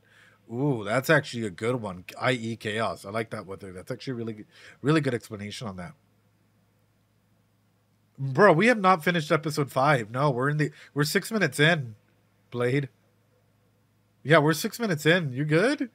I know it's a bit over an hour and 40 minutes of. But the reason why I'm saying this is, how many of you guys played with your toys when you were kids? I did. What was that like when you guys had to come up with scenarios and like storylines and all of that?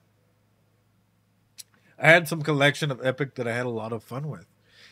My thing is, for a lot of people, video games, this is why I don't care who you are, even if you dislike me, I will always be a proponent that video games and mental health, like in anime, impact mental health. And they tell a story in mental health. And they allow us to go ahead and use some of these characters. Like when we're playing a video game, sometimes we use that as a way to vent out our frustrations. When we're watching a show, sometimes we use that show as a medium to go ahead and understand ourselves and our lives a little bit better. I don't care. There's a lot of dissenting psychologists out there who like strongly dislike any research being done into the field. And I don't care about that, because I see this as a medium as much as any other book, any other story, anything else out there. Because this is imperative. This is important. I analyze it twice because I watch YouTube during work. But like this is exactly why I'm highlighting this, right? Like the way that we play with our toys, the way that we're able to go ahead and like, you know, talk with one another, make up scenarios, joke around, do certain aspects is so fucking important. It is a part of our primitive nature that, guess what? Even as cavemen, you know, when we were in the things, we were drawing, we were being artistic, we were having fun with it. We were using what colors we could at our disposal to create stories, to leave a legacy behind, to leave our legend behind. And sometimes, you know, sometimes it might be like us, all of us in here, a league of individuals that love to go ahead and analyze stuff, that love to go ahead and dig in deep into some of these characters and analyze them for what they're portraying, for what they're showing, right? Sometimes this league of legends that we have are just a unity in which we're trying to go ahead and understand, like, where we're coming from, why we're going, why these characters do what they do, and even have some actual discussion elements out of it. Anime and video games are a perfect fucking medium for understanding like ourselves and others. And I just can't, I love the fact that this opening highlights this element of play as well as the relationships between themselves and everything else. Like, beautiful fucking shit. And I just can't state it enough. Memories are so abstract. Yeah, Blade, you're stuck in a time loop, man.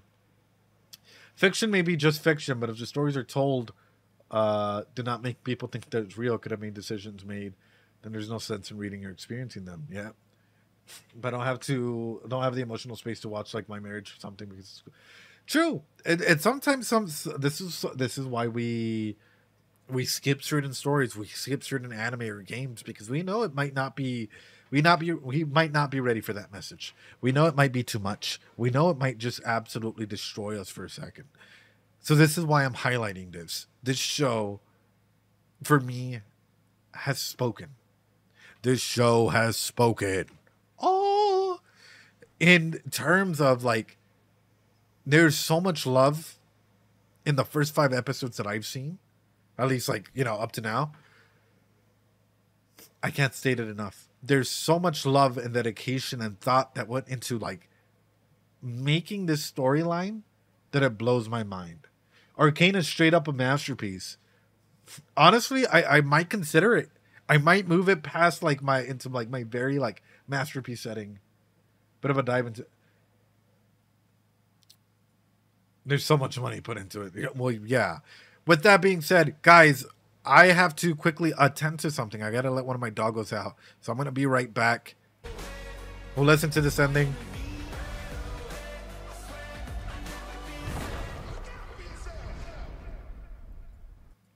And that was the opening, ladies and gentlemen. That was the opening. Whoa.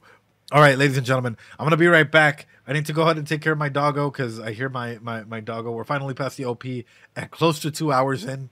We're literally like 8 minutes away from 2 hours in. Ladies and gentlemen, I'll be right back. Give me one quick second, yeah? Un segundo, por favor. I'll be right back. Right into it. Let's go.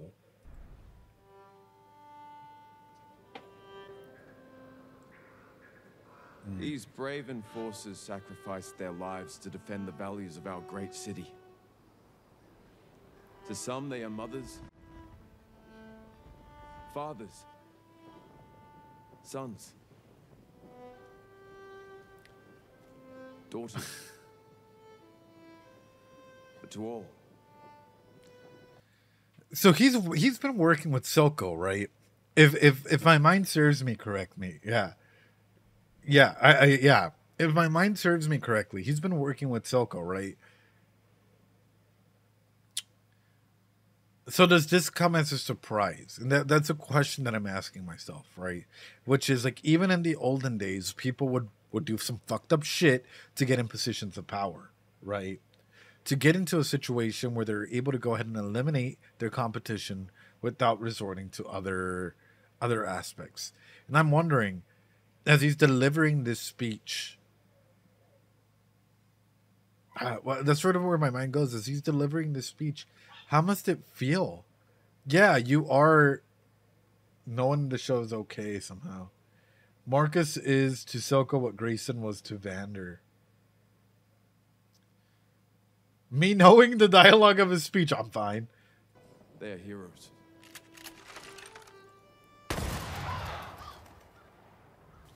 What I love about this, though, it's like, it's a murder of crows, guys. Literally. It's a murder of crows here. Like, just a whole bunch of crows hanging out in a... Oh, God, dude. Oh, no, the symbolism.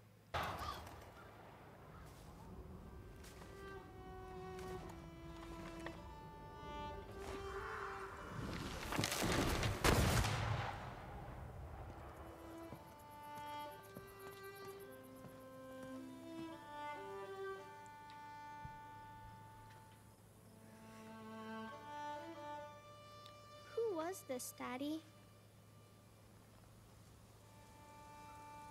Grayson. A good woman. You said you could Fuck. Well, child, you're about to be fatherless if this continues. Child, let me tell you a story here.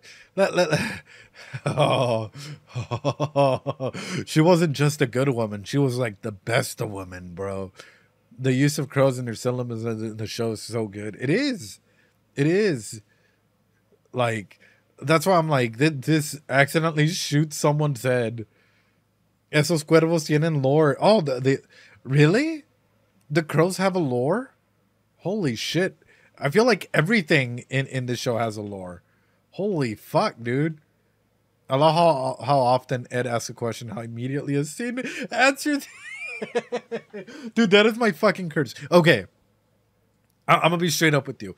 A lot of people assume, like I've heard, like, so I've read some of your mean comments, dude. I'm not gonna fucking take it away. Where people are like, who would like all of these pseudo intellectuals, bro? When have you ever said that we were fucking intellectuals in the first place, bro? I am literally about to get my doctoral degree coming soon, right? And I don't even consider myself an intellectual. Like, I literally have studied psychology for over 10 years, right? And I don't even consider myself an intellectual in that manner, brother. Like, and then people just, the raccoon, thanks so much for rating. And then people just shitting in the comments like, oh yeah, you pause too much. Yeah, but hey, at least I'm not pog facing, right? I'm a full odd idiot just with the good vocabulary, right? Raccoon, thanks so much for the sub, you wonderful individual. How you doing? Crows are the familiars of the god of the dead in League of Lore legend. Oh shit, I didn't know that. You are not an intellectual. You are a wizard.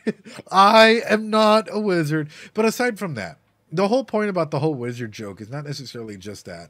Honestly, I'm going to point this out because a lot of people seem to think like, oh, this is one aspect that everyone's feeding into. And it's like, no, man. Like, I'm going to make a scenario for you guys, especially for those of you that, like, for some reason like to hate watch. If we watch the entire show and I was like, huh, I knew that Silco was going to be sitting in his chair like that, would that be believable for you? I knew that Silco was going to do certain things. I knew that Kate was going to do that. After we watched the show, instead of during it and asking questions, what would, like, in a genuine way, what would make you, like, for me, I would think that, oh my God, that's fucking hindsight. No shit, Sherlock. You've seen the whole show. Like, of course you're going to make up something like that, right? I went into Oshinoko to hate watch. I came out crying. Bro, Oshinoko was a banger, bro. You know, if he's going to insist on not being a wizard, maybe it's because he's actually a sorcerer. Monty, hello. How you doing? I hope you're doing well. I hope you're practicing that self-care, Monty. You're wonderful. Mods, can we give a shout out to Monty as well? I am staying hydrated as best as I can. To hate watch a 5 hours, they do salty swallow, or some people like to go ahead and drop or try and drop spoilers. Luckily my mods catch them and delete them, or so on and so forth. But like, some people just do what they do. Not for me to hate or whatever. You do you, man. You do you. But my overall thing is, this is done with the purpose of helping people. So, you know, for helping people understand themselves and how to ask questions and evolve in mental health. Ed is a warlock. Pinguino is either his patron or familiar, not sure which. I mean, I summoned him just as much as he summoned Baby Cthulhu here.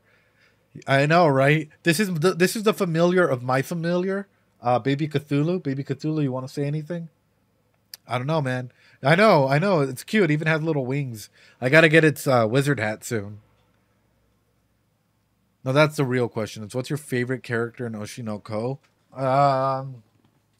Probably the finance guy. No, I'm kidding. It's probably Akane. It's either Akane or Kana. Both of them are really, really fucking good. Anyway, yeah, I heard when we're deaf like a quarter of friends. Yeah, absolutely. My number one thing is what I enjoy about you guys, like, you know, and the comment section and, you know, Twitch in particular. We can literally talk and disagree, and it's like one giant, like, club, family, whatever, that we come together, we watch this show, you know, I state something using my lens, you guys either agree or disagree. I'm like, oh shit, that actually makes more sense, which I've done 101 times, especially because I've been wrong about a lot of shit, and we all come together and we all evolve and grow from that. Like, fiends, not friends. Well, that as well, whether like it or not. I tried to protect I. But that's what I like about the way that you guys are like, you know, how the way that you get, like, we all interact in here, which you guys are fucking amazing and nice, and I appreciate it. Controller, I lost 6 officers. 6! She pushed it too far this time. The council's up in arms. I can't make this go away for you unless you give me something to work with. Bruh. Arresting her would be doing you a favor. I don't need favors. I need you to do your job. The Firelights have been a thorn in both our sides. They ambushed my shipment at the Hex Gates on the same day as the attack. It seems to me the Council has its culprit. Well, that's tidy for you. What if I'm not interested in playing along? You know who we haven't seen? We haven't seen the other kid. What happened to him? What happened to the kid? Silco once again getting annoyed by, like, because I'm looking at this, right? Yeah, Echo, little man. Because my thing is, I'm thinking about this and I'm like, I'm remembering all the kids in the show, right? As I'm looking at this environment, I'm like, oh man, when Vander was here, things would have been run so differently. And for little man in particular, wouldn't he harbor such a hatred towards, number one, the enforcers and just higher society in general for what they've done? Because that is traumatic. Losing a huge attachment figure, losing a loved one, losing something like that could garner someone to do some very drastic actions in terms of revenge and hate and all of that. And so this is where my mind is like, yeah, yo, that's... Yeah, Echo lost everyone. He lost his friends. He lost security. Like, that's sort of where my mind is running to, is like, you know, where is Echo? Is he just like completely lost to time and like it's not gonna be like not gonna come back? Oh man, that would be. I don't think so, because Arcane is pretty good at like touching on every single character and going in deep. So, what is he? Oof. Anyway, the Hex Gates on the same day as the attack. It seems to me the Council has its culprit. Well, that's tidy for you. What if I'm not interested in playing along? Bruh. We've accomplished a lot together, Marcus. Sheriff. And there is more yet to achieve. I hope you can remain a part of that. Silco is a daddy. Hear me out. Silco is an absolute fucking daddy. Silco knows how to navigate a conversation. He knows how to go ahead and, like, quite literally be able to go ahead and navigate. This is a tough conversation to have, right? This is a power dynamical situation. Look at the way that everything's presented in here, right?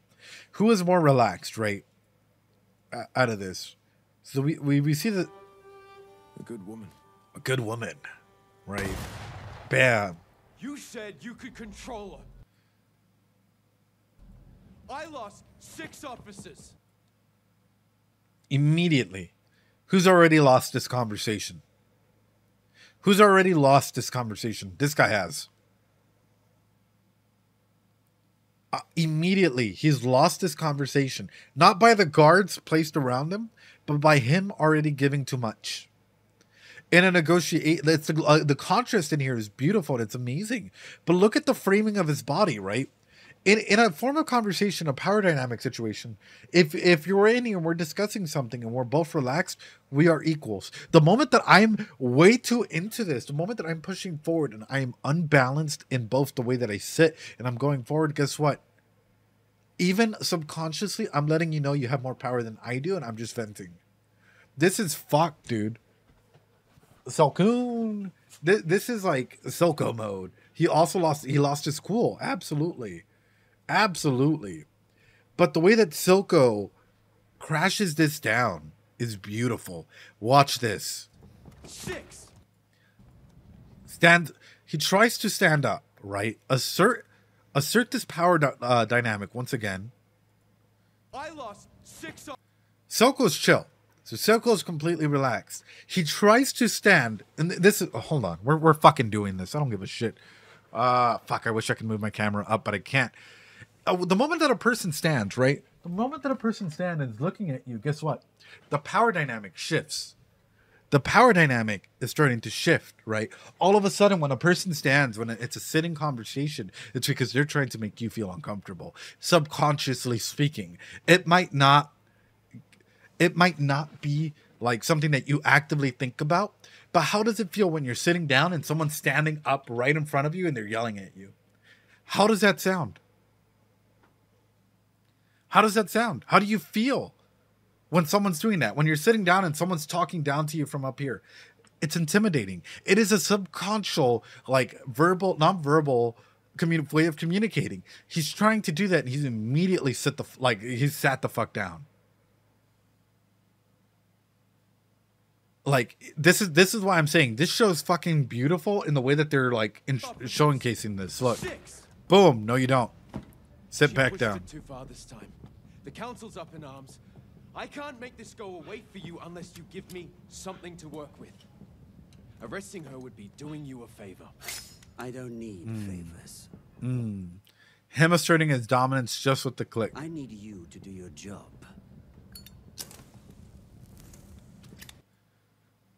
He doesn't need to do all of this. But why does he do it? Silco is doing a technique a lot of therapists use, which is called using the beats, using your silence, right? So, for example, ASMR, ready?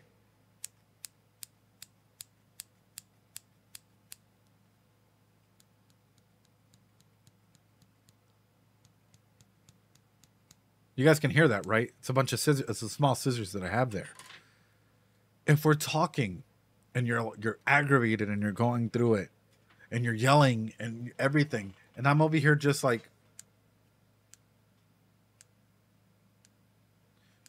what does that do?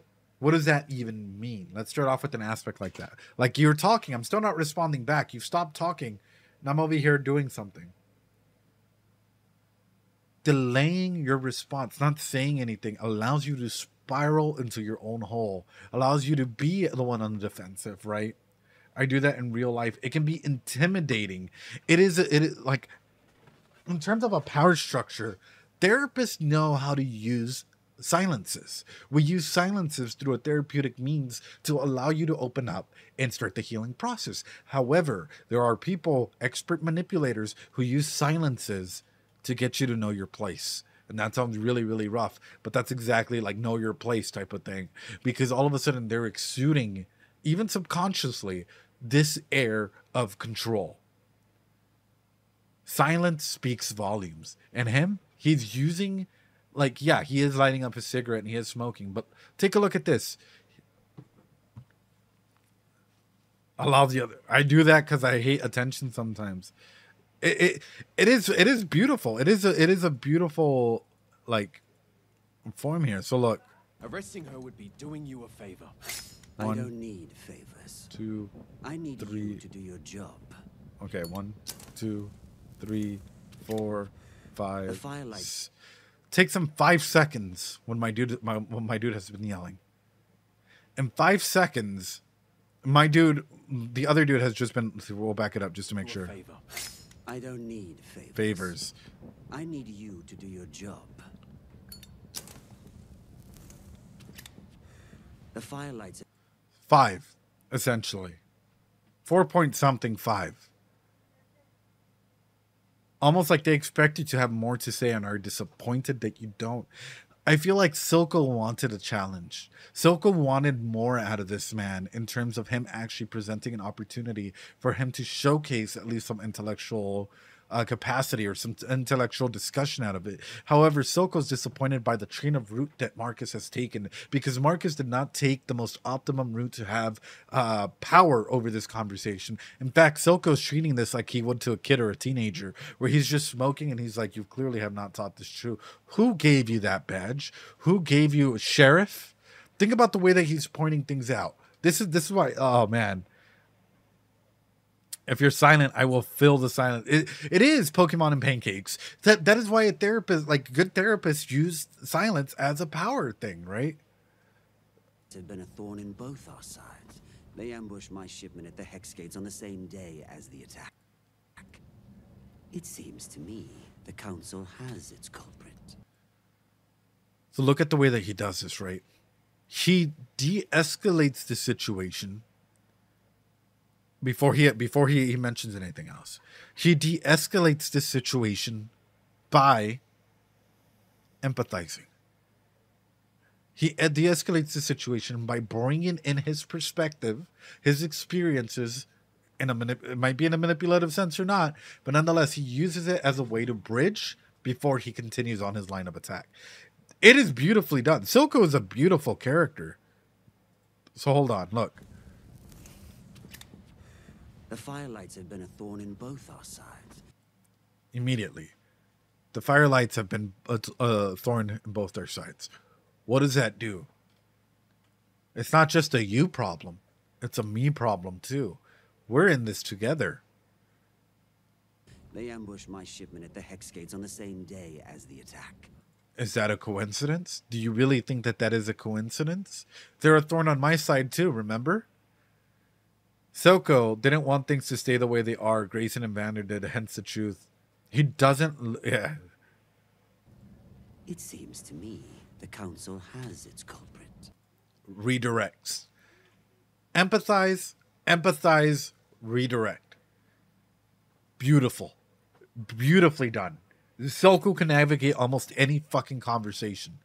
I'm going to empathize. It's like a foot in the door, right? Like, we're both in this together. Another foot in, so now the door's open, and now we redirect into a more powerful state. Disgusting, but beautiful. As a psychologist looking in and seeing this at work, it is beautifully done in terms of the characters. Showcasing this. Hey Ed, first time catching you live for once, and I've been a fan of you since I saw you with Oshinoko, and I'm really excited to see you with Arcane. Ardace, yo, welcome on in. Appreciate you being here. We are over 2 hours in, and we're only 7 minutes in, or 8 minutes in. Welcome on in. Appreciate you. Oh, that's tidy for you. What if I'm not interested in playing along?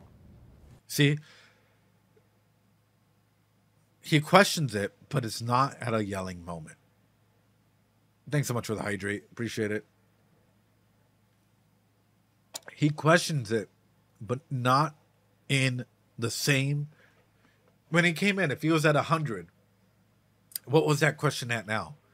I would say probably like a 30 or 20. Like, he wasn't yelling. Might he have been in a defensive mood? Yes. But he wasn't at that 100 where he started off in, right? Or at least like in terms of yelling and being out there. Watch as all of a sudden that turns into justification. Yeah, he's still oppositional. One more push and he'll be exactly Salty Swallow. But watch as all of a sudden he tries to justify and appease. Because right now he's gone from this to this, and watch as it just completely crumbles away. Like, holy shit, dude. Playing along. We've accomplished a lot together, Marcus. Empathize again. Foot in the door technique. He's seeing that door close. Silco's saying, like, look, fuck, dude. I'm so blown away. You guys don't even know. I'm so fucking passionate about this. Me, the council has its culprit. Look. Oh, that's tidy for you. What if I'm not interested in playing along? He takes his time to smoke, to think. The door, in psychology, we call this pinging, right? Social pinging. If I empathize with you, right, and you're not agreeable, it's like I throw a tennis ball at you and you avoid it, right? And so, you decide to, throw the ball at me, with force trying to hit me. Guess what I'm going to do? I have two options. Number one, let it go. Or two, try and empathize and slowly hit it back. Silco does the most logical reasoning here of not being aggressive with it, not trying to hit him, but just simply tossing it back in a very empathetic nature before he goes hard. Because all of a sudden it's that door is closing. He still has his foot there and he's like, it's not going to close. Where do I sign up for Silco's eloquence class? Bro, we need to, you know what? I'm going to teach a class in just social dynamics. Of Silco's strategies, I guess. I'll do a stream of how to Hippocrate, thanks so much for the follow. How to be like Silco, and not the fucked up way, but just his communication patterns and stuff as Evil Ed, and we'll go over the scenarios like this. How to get some negotiation riz. In terms of communication patterns, the way that he's thinking and how to speak, huge. Not necessarily manipulation, but just how to be able to go ahead and think through a scenario. How to be able to go ahead and quite literally you have a scenario, not necessarily blow up.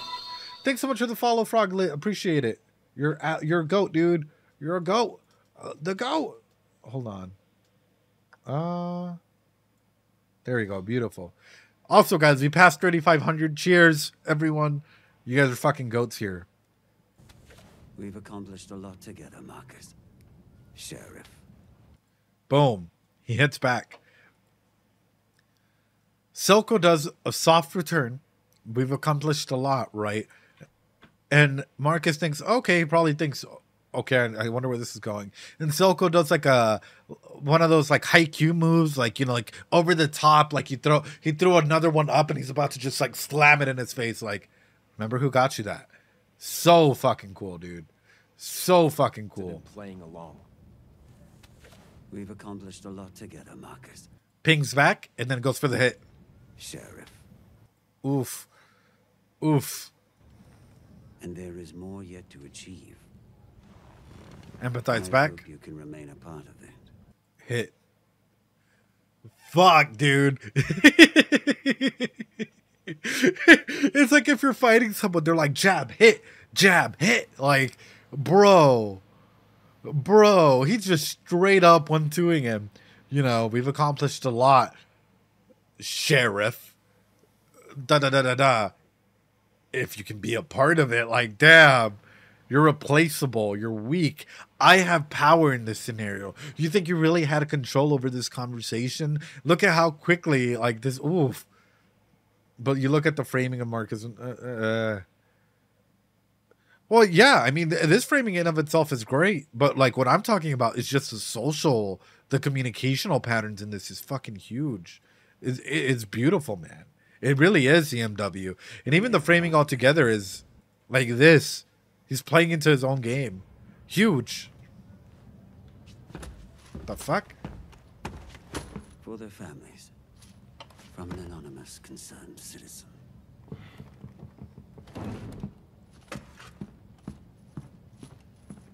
Give him the money and walk away.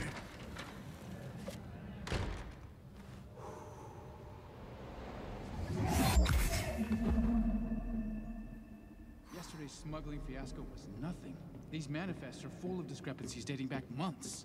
This is a poor use of our time. I'm a counselor now, Victor.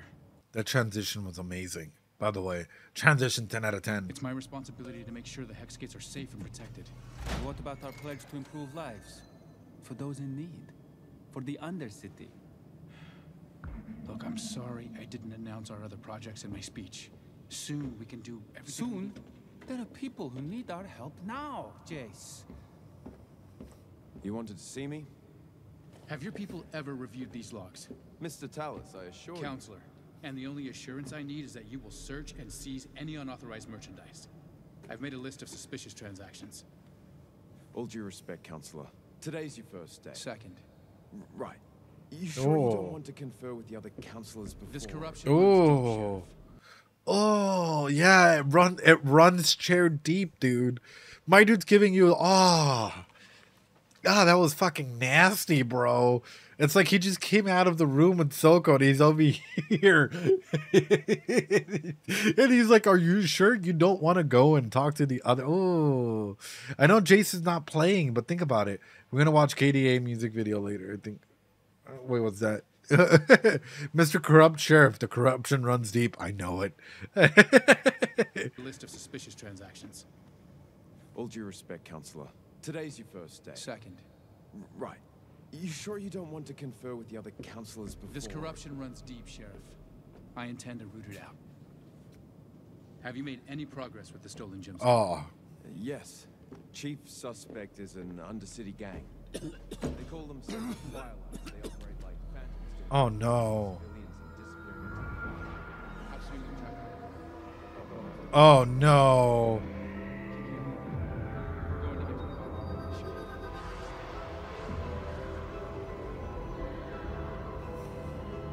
Victor, you all right? A headache. And Victor's about to fall off. Oh no. I'm gonna be straight up about it. Victor, if Victor is dying and this is his only cure, like the corruption, doing it the Arcane way, like I would give anything to say Victor, because Victor has been like a true support homie the entire way. Yeah, Victor has been like in a big way while Jace is sort of adjusting to a seat of power. The one person that was there for him, which is interesting, when others turned their back, was Victor. And now that like he's in a position of power, the person that he's turned his back to from what they agreed to was Victor. And that fucking hurts. I know he's still a good bud, but that still hurts. It's like the person that was there for you and, you know, so on and so forth. Like you clearly are coming into this disagreement on. Now with Victor's health concerns, Hermandanger gives it another 10 years. Oof. I need to get to the lab.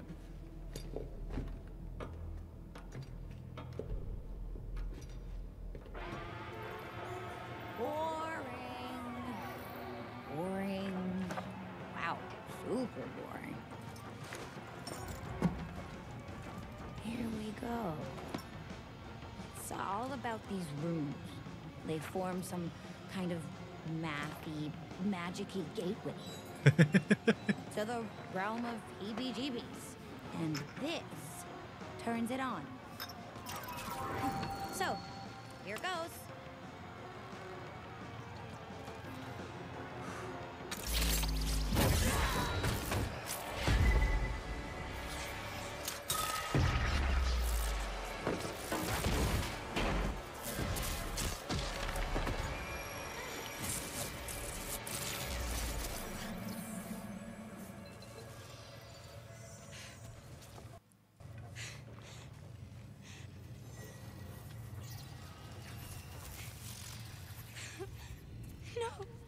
No, it was a mistake. It was a mistake.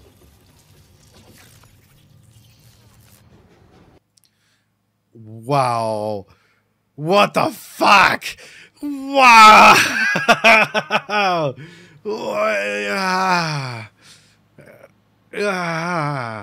All right, back it up. Let's talk about this, right? Super boring. Beautiful way of showing how trauma can represent itself. Yo, Ceres! Hi! Scuffed raid only. No worries. Hi, welcome on in, everyone from Ceres's raid. Mods, give Ceres a fucking shout out. Guys, in case you guys don't know who I am, my name is Ed. I'm a psychologist. We are analyzing Arcane, episode number 5. I see. I am. This is... So, here's the thing. A lot of people like to downplay trauma, right? Scuffed raids only. Welcome on in, everyone. Yeah, a lot of people love to downplay trauma, but trauma represents itself in many ways. Actually, I have a lot of clients that I've worked with, right, that have had DID, that have had DID forms from trauma. Let me be straight up about it. Dissociative identity disorder usually forms from trauma. Some of the most primal years for dissociative identity disorder to start forming are between the ages, I believe, of 5 or 6 all the way to 11 or 12. Extreme trauma that happens between any of those ages can have your brain quite literally separate itself to cause someone that you wish you were, or that you wish you had as a personality, as anything, as a defense mechanism to go and have. I have an individual, I've worked with an individual who quite literally, we're having a session or whatever, right? And they start, like, let's say that, like, we're going through this, right? You guys are me, I'm the individual. What would end up happening is, like, it's like, okay, well, why don't you go ahead and, like, you know, draw me a picture of, like, how you see yourself today, or 12. Yeah, no, it doesn't, like, anything in the younger ages is the thing. Draw me a picture as to how you see yourself today, right? And, like, they would start drawing the picture, and all of a sudden, like, they might be like, okay, I'll get to it, Ed.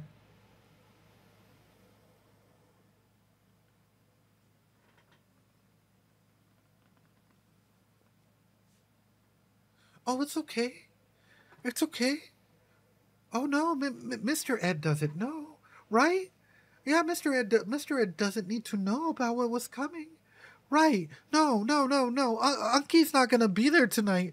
And all of a sudden, you start seeing this other individual, this other personality, this alter pop up. And you start seeing, like, from a 30, 40-year-old individual start acting like a 5, you know, or 6-year-old altar that appears. And all of a sudden, they're talking to this altar, to this thing, you know. A kid, I've seen kids do this, and it's rough, dude.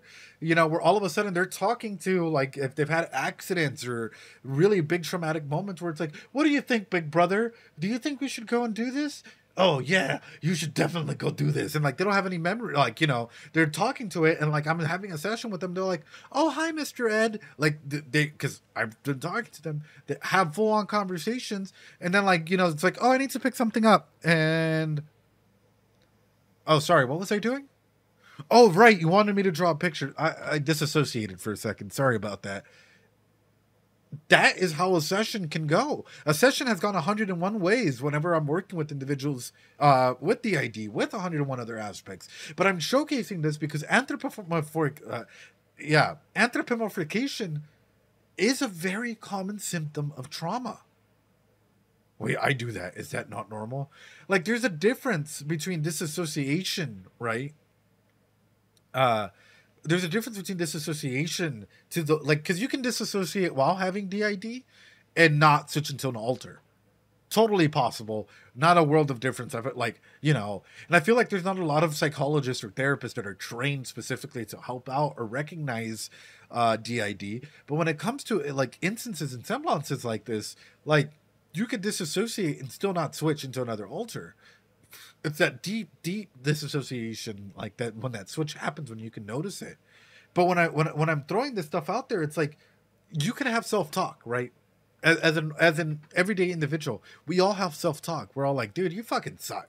Like that game of Overwatch you played, you clearly should have known that Winston was not the person to save. Winston, you should have used your ult on Soldier or whatever, right? Like we all have that self-talk. Self-talk is normal. However, when we start anthropomorphizing to deal with our trauma is when a red flag should be called. The moment that we're like, oh, Mr. Ed, you need to go ahead and not listen to them, right? Or so on and so forth. Like, if I'm dealing with something traumatic and this is popping up, this in and of itself is me putting an aspect of my trauma onto this and using this as a form of reflection. Her using it with the characters that she's created for her group, for her previous group, is immediately striking this, is immediately jumping into this phenomenon where she's anthropomorphizing, where clearly she's using them as a remedy for her own, like, self-help, self-cure, self-everything. Jinx is hurt. Jinx is hurt in so many ways. And, like, not only did her, like, family die, right? But she lost her sister. She lost her sister. And in the process, she has lost herself. And who has the key to healing all of this? Who has the key to healing all of this? I'll tell you right now, it's not Violet. Jinx, in a safe environment, in an environment to heal. This is why I'm saying Jinx needs a lot of love. Jinx needs a lot of compassion, but Jinx needs to take this journey for herself. And in a positive environment, she would have the key to her own happiness. She would have the key to start understanding herself and how what she really needs to forgive and to love and to everything is herself. Because if at any moment she sees, like, let's say that she meets up with Violet in the future, Vi. I'm thinking of Violet now, just as a quick way of saying Vi. Think about if she meets up with Vi in the future and she's with Kate. You are gonna have that attachment rupture happening again. You're gonna have a scenario of distrust happening again. You're gonna have all of these painful memories come through happening again. Why? Because my sister's with an enforcer. Why? Because this is with that. Why? Because A does not equal B in this world. Because the person that I trust and left me, look at where she's at. Look at where she's at. I trusted you. I trusted you, Noct. I trusted you, Noct. And I see you running around with Blade Dragon. And you know that Blade Dragon has tried to harm us. And I trusted you. How could you? You see how this works out? Like, bro, this is fucking powerful. We're 2 hours and 30 minutes in and we're 10 minutes in. What the fuck, guys? Saris, if you're still here, what the fuck, dude? What the fuck? Here we go. It's all about these rooms. Am I sorry? Some kind of mathy, magic-y gateway to the realm of EBGBs. And this turns it on. So, here goes.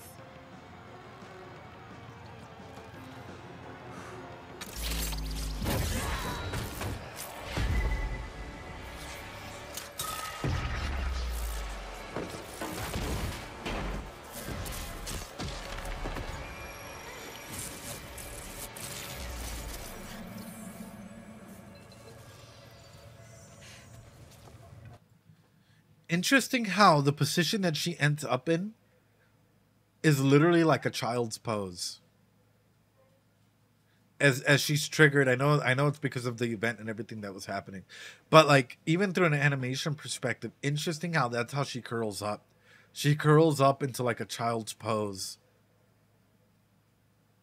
Fucking beautiful, man. Like, I'm not even gonna lie to you. Like, that is some fucking beautiful way of thinking about the character. Well, she is stunted. Absolutely. That's a duck and cover pose. It's how she falls and protects herself. Well, not just that. Like, think about it this way, right? Because she's clearly seeing trauma. She's clearly seeing everything. If you're falling or whatnot, there's 101 ways that they could have animated her protecting herself, right? She could have gone sideways. She could have just laid flat and, like, you know, whatever. But yet, in a very similar fashion. Yeah. Pee pee wee wee gaga poo poo. You're absolutely correct. It's very similar to how when she was hitting her head, like, wild, dude. Curled up into a ball is less protective when you're actually really, really tall. So that the point that I'm getting at though is like this is hitting a lot of these similar elements as to like who Jinx is, and at moments who Powder is. What if we get a nice margarita? I mean, you know about margaritas, right? You never mind, I'm not gonna say it. You can get a couple margaritas and make an impact on a person. No, not advice. Don't take that. Don't take that. Don't take that. What a...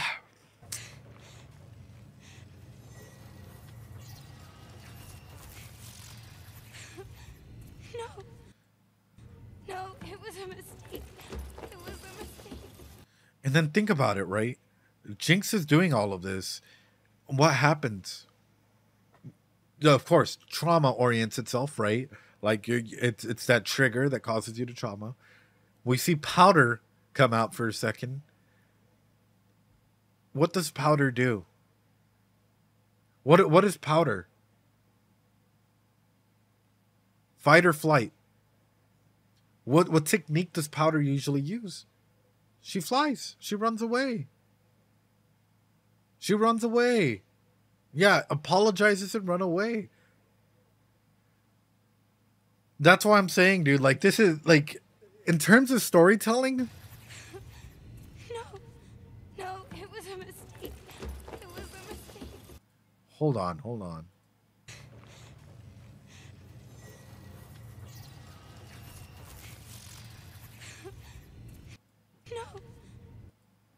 No, it was a mistake. It was a mistake.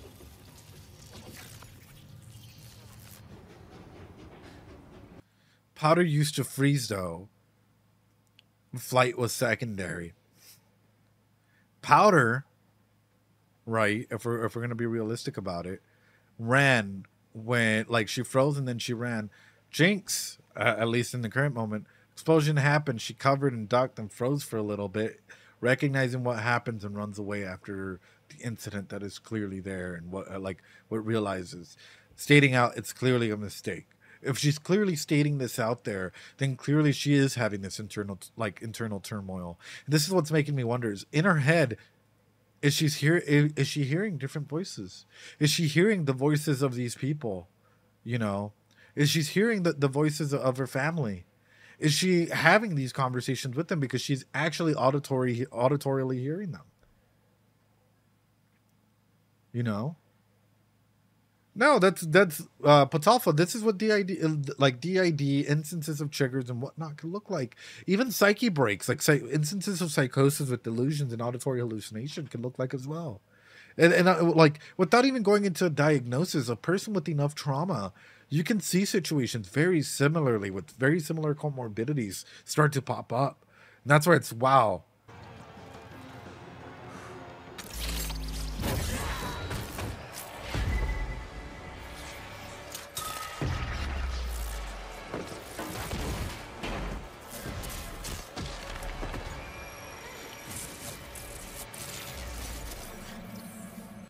So interestingly enough, she was laying flat.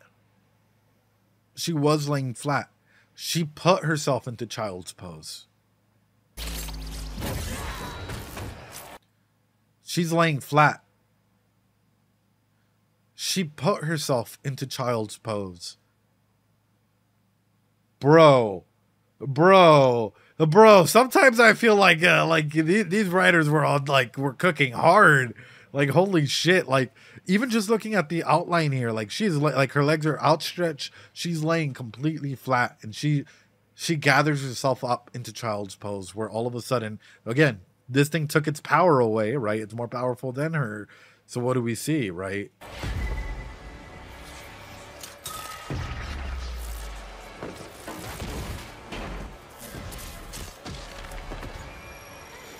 Look, laying flat, slow transition going up. And she starts curling up.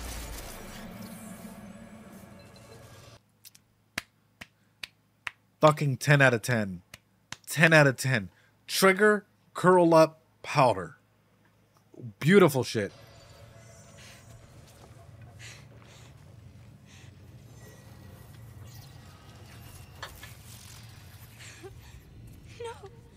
No, it was a mistake. It was a mistake. Holy fuck, bro. Did I expect Arcane to go this deep 11 minutes in? No. This show's so good at hitting the audience where it hurts. It feels so dude, this hurts. I can fix her. Okay, chat. If you think you could fix her, drop some Doritos. Actually, no. If you think you can fix her, say hell yeah. If you think you can't fix her, drop some Doritos. How about that? We'll do it that way.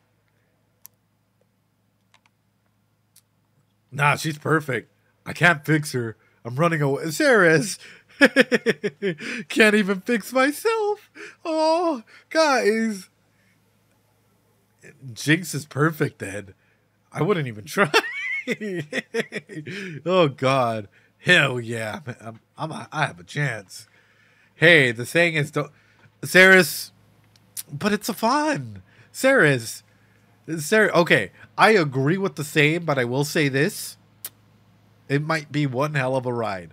It usually turns out to be one hell of a ride, you know? We can make the worst.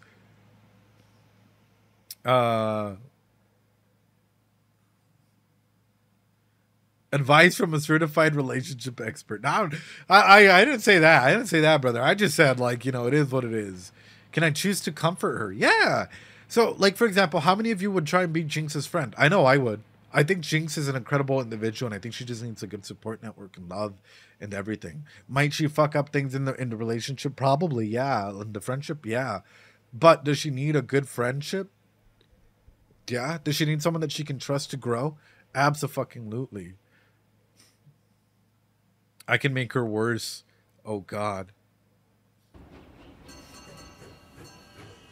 I heard the bathysphere has a nice view.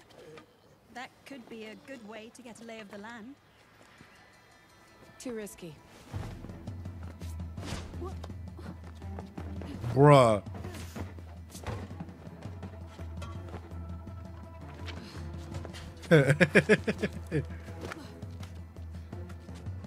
Oh. I'm not gonna lie, there's something about a girl in uniform, guys. I'm looking at this and I'm like, there's nothing like, yeah, I don't know, man. People in uniform just like,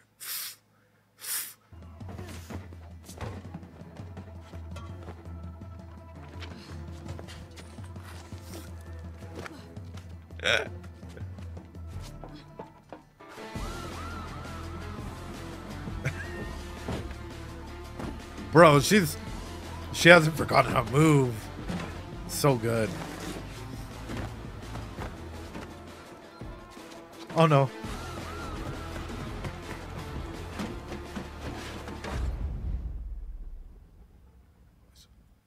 Assassin's Creed Valhalla. No, I'm kidding. Parkour.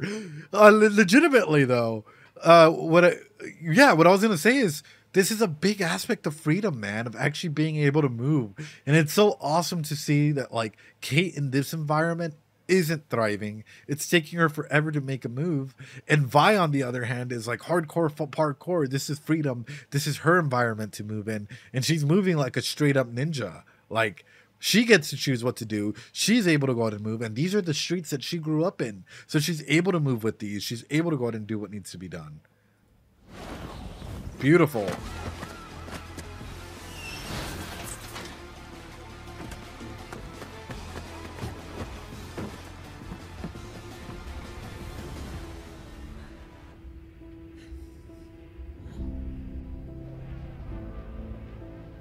Oh, fuck.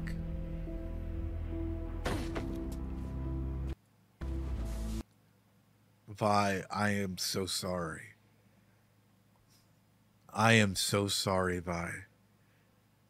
You've been asleep for a long, long time.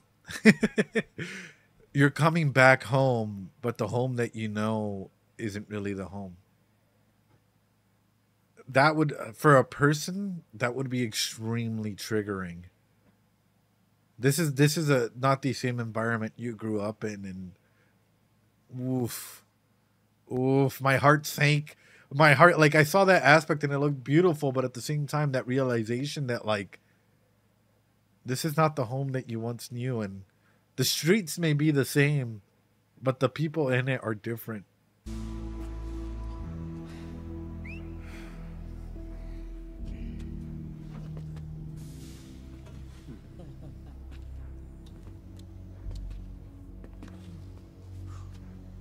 Nice jacket.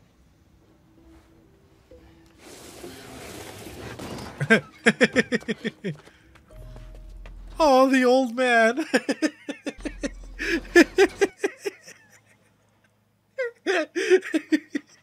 The old man just beat her, bro. What the fuck? Oh.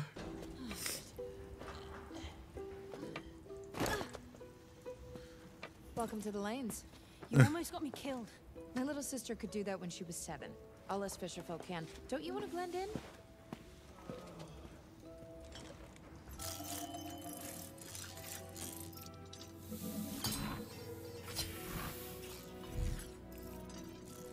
That jacket is fire, though. What if we've been looking at it backwards?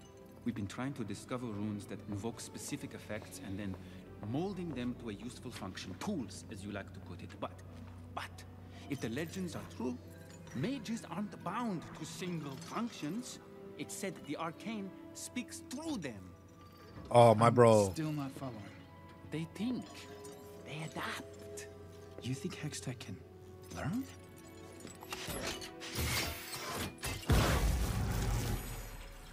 Are you sure this is safe?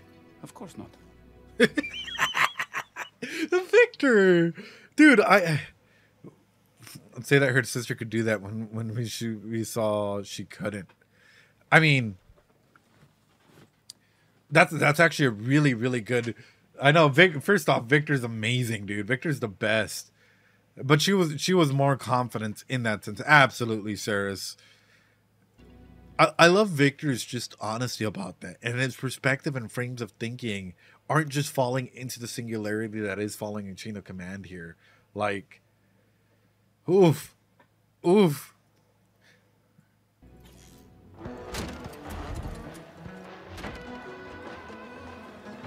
Victor the meta.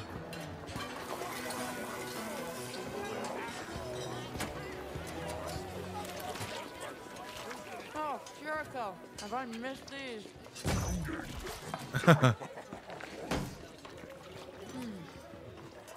No, thank you. You're missing out. Are you going to question him? About what? And me? Definitely not above board. Silco, his connections. Isn't that why we're here? We're here because... I'm not even gonna lie to you guys. Sometimes the shadiest restaurants have some of the fucking greatest food, man.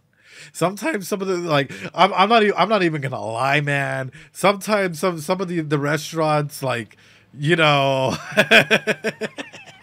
some of the restaurants that aren't necessarily restaurants and whatnot, like, ooh, man, they fucking hit, dude. Like, for example, I never go to, like, I've gone to 5-star Mexican restaurants. Not worth it, bro. It's so, like, bland and shit. You go to the ones that are, like, heavily critiqued by, like, Mexicans and everyone in between. Like, being Mexican myself, I go there and I'm like, oh my god, this fucking fire, bro. This street food is like fucking delicioso. Like, you already know if people are criticizing, like, you have that chef out there that's like, bah, bah, bah with the food. That shit's about to go good, man. Never buy experiences. True. El sabor extra los agrega al taquero. Que no se lava. Hey, el que no se lava las manos mejor, no? Use the illegal. Okay, I'm not talking about that. My favorite Chinese places get shut down regularly for health good. Hey, Rolf. Dude, but Chinese food is so good. It is so good. Like, wow. Absolutely wow. And yes, Kopactic, I mentioned that like Jace has changed. Jace is now a council member. His like priorities and stuff have changed to the point where like he has turned a little bit of his back on Victor, and it's been obvious on that. Dude, all the Chinese restaurants, at least in Toronto, are teetering on conditional pass for food safety. Saris, but are they good? Wait, Saris, can you cook some good food? Now I'm kind of curious, because if you can cook some good food, I might just go over there one day. We might just throw a big ass party or something, dude. Me ven una. Oh, dude, no. Como un caldo de cana a menú. Ooh, that laugh, bro. That laugh. I'm missing out. Are you going to question him? About what? Than me? Definitely not above board. Silco, his connections. Isn't that why we're here? We're here because I'm hungry. Do you know what prison food is like? No, of course you don't. Is this an optional outfit for her? Like, in League, like, does she have the Enforcer outfit in this outfit, or is it just, like, one? Yes. Oh, shit, it is. Yeah. Okay. Sort of. Enforcer is the default. They have their Arcane outfits. Oh, shit. Okay, good. I didn't break you out of jail to eat slop. I knew this was a terrible idea. You didn't actually know anything, do you? Bro, you can't go on okay, Kate, wait, before you even go on, you can't do this on an empty stomach. Like, you gotta get your food, right? And who knows? What if she does this and you throw her back in jail? If it was me, I'd be like, dude, I'm gonna go get some, like, quesadillas with carne asada. I'm gonna go get myself like a burger and fries. I'm gonna go enjoy this before I go in this, and before you, like, you know, it gets thrown into a situation like that. Like, Better than I remember.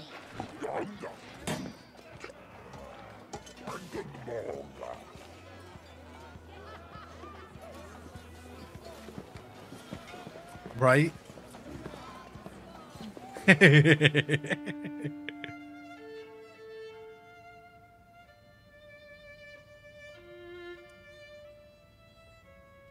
haven't been here in years, since my parents brought me for the Winterfest.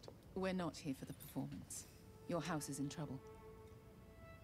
That merchant formerly enjoyed certain leniencies with regard to her trade in exchange for her generous academy patronage. By leniencies, you mean corruption. Amara's harmless. Oh, look at those two stooges. Councillors Hoskell and Sella? Oh no. They're gonna bang. Oh no. Oh no. She's hot.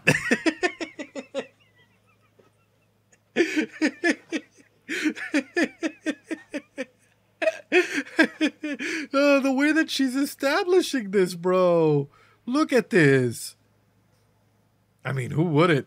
Oh, dude. In case you guys are wondering, why do I mean this? Look at the way that she's quickly building rapport, right? I forgot. Can't blame him. When you got against Bangy. No, I'm not saying. I don't have anything. Bro, Marcus did warn her. Your house is in trouble. Think about it, right?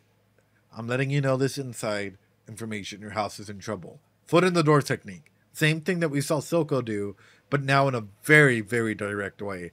I actually like Silco's way a little bit better. That merchant formerly enjoyed Empathize? certain leniencies with regard to her trade in exchange for her generous academy patronage. By leniencies, you mean corruption. Amara's harmless. Hits back. Oh, she's harmless. That's how and empathize again. So you're pinging. She's trying to do what Silco did. It's not as effective as Silco, but nonetheless, it is still a tactic of holding the conversation. Like, she is so crafty as a character that I'm like, Even for body language. Hold on. We're not here for the performance. Your house is in trouble. That merchant formerly enjoyed certain leniencies with regard to her trade in exchange for her generous academy patronage. By leniencies. Quick shit. Look at what she just did. Can you guys see it? Hold on. Fuck, I really want to bring this big screen. Look at what she just did to build propinquity. Can you guys tell exactly what I'm looking at? Yes, they are talking about like, you know, validation works, but she's doing something else. Aside from eye contact. Eye contact is pretty direct. Can't see, lol. She's mimicking similar body language. When she first appeared, her arms were completely open to conversation. She noticed that he never moves his hand. His hand is still closed off for a portion of his body. So what does she do? She immediately, right, from like when the camera zooms in on the other person, comes back up, places her hand on the other aspect in a similar fashion that his hand is crossing his body language to build propinquity and rapport like that. When someone mimics and copies aspects of your body language, you feel a closer connection to them. And this is one of the key aspects that, like, whenever you go into like the psychology of like social psychology or aspects like that, they'll bring up conversations about, which is mimicking, right? When you mimic a person in conversation, not overly dramatic about it, but just subtle enough, you build rapport. That eye connection can be such a seduction aspect. But even the body language that she's presented in here, where she quickly shifted to meet a similar pose, and I know that this might be like her like natural pose, but still moving into a similar pose automatically allows for connection and build up to happen. This is wild, dude. I think the implication is that the others would force Jay if he didn't compromise with them. More than likely, yes. But like the way that she's doing this is like kind of insane. So, in case you guys are wondering, what do you mean? Look. In trouble. Gives him the drink. That merchant stays open. She stays open. She takes this pose. Formerly enjoyed certain right. Lenience. He looks over. She more than likely quickly glances at him. And if you look at him, we're not here for the performance. Your house. If you look, he still has his hand here as a defensive barrier. If I were to go ahead and see that this is my notebook, right? If I have this up here as a therapist, what is this? I only take notes like on the side or from time to time unless it's something really big. What is this? This is a wall. This is a shield, right? In a very similar way, where if I was like this, right? If I was scratching my hair, or like holding my head back like this, if she came through and I just grabbed the drink with my other hand, she would just be like, you know, just slightly going back. She's preparing him for what's to come. She's trying to build that rapport and propinquity because right now she's open. Right now, this body language that she's showing, it is 15:30. In case you guys are wondering, what am I looking at specifically? At 15 minutes and 30 seconds, it's like a split eye type thing. House is in trouble. She holds it over. She garners his attention, makes him look at her in the eye, establishes that point of contact. He does not break. His hand stays there. Automatically, there is a wall that's still here. She tries to strike a pose. Formerly enjoyed certain leniencies with regard to her trade in exchange for her generous academy patronage. By leniency. Boom. He looks back. She's staring at him, and her whole body has shifted into a very similar stance. Powerful shit. Powerful fucking shit. Powerful shit. Jace is that weak to manipulation. If he was, he would have never... Honestly, I think he might fall. I'm not going to lie to you. I think he might fall into an aspect like this. And it's not because he's weak to manipulation. It's because any person would fall for something like this. A lot of people don't know this, but a majority of individuals, once you start feeling and start noticing similarities and concepts and aspects pop up, oh, it feels like I've known you for forever. I can trust you, and so on and so forth. It is not, has nothing to do with, like, are you weak or strong? That is out the way. It is to how our subconscious works for it. You mean corruption. Amara's harmless. Oh, look at those two stooges. Councillors Hoskell and Sella? Pings? Don't they hate each other? But they share a taste for the fine and Noxian spirits. Technically an illegal import. I tightened our security. And in so doing, put a target on your back. There are those who covet your power over the wealth the Hexgates afford, and would take any opportunity to seize it from you. Beautiful thing she just did here. Holy fuck. By leniencies, you mean corruption. Amara's harmless. Why does she sit down? Guys, isn't all speech manipulative? In some cases, right? It depends as to what your intent is behind the speech. But when you're incorporating clear body language signs and everything, like, why does she sit down for 1 second? Look, she tries to take it a step further. She opens herself back up again. He's not falling for that. She sits, notices that that's not working. She drank her juice or her wine or whatever. She walks away in order to break contact. Rupture and repair is part of this, like, manipulation rapport cycle. Look. Oh, look at those two stooges. Councillors Hoskell and Sella? Ping? Don't they hate each other? But they share a taste for the fine and Noxian. She sits? Technically an illegal import. I tightened our security. And she dips. She sits. Notices that, like, you know, does her salute, pointing it out to him. She could have done that standing up where she was. However, she decides to also sit, this, like, how he's sitting, because sitting means that you are in equal planes. Yet she stands up and walks away to get him to follow her, like, at least, like, conversation wise. Why? Because let's say that you are her and you're moving, right? And I'm sitting over here and you're trying to talk to me. This is awkward. This is really awkward. Now I have to turn myself over to look at you, and I have to address you wherever you are. So now the power is back in your playing field. Yeah, follow me, Jace. Good boy. Good boy. Very good boy.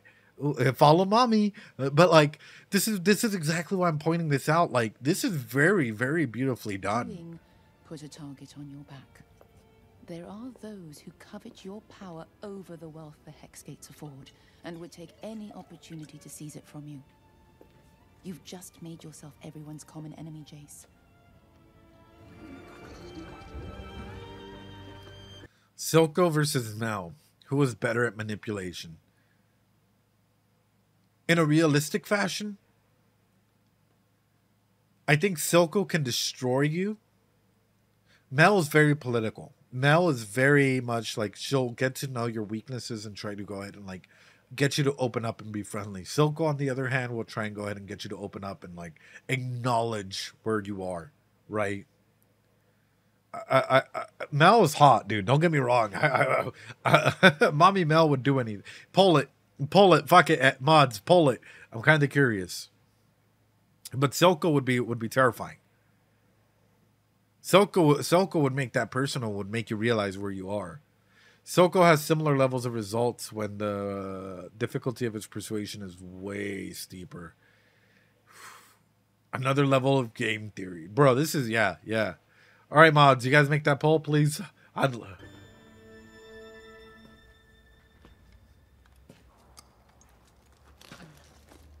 Jinx. Oh, the hideout. No, Jinx. This is gonna trigger you, dude. Jinx. This is nothing but triggers. Holy fuck, dude. You're not prepared for this. No.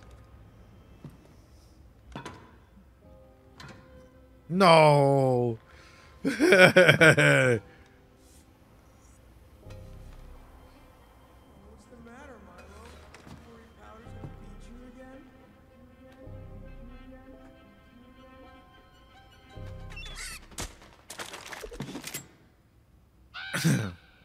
Another crow. What the f...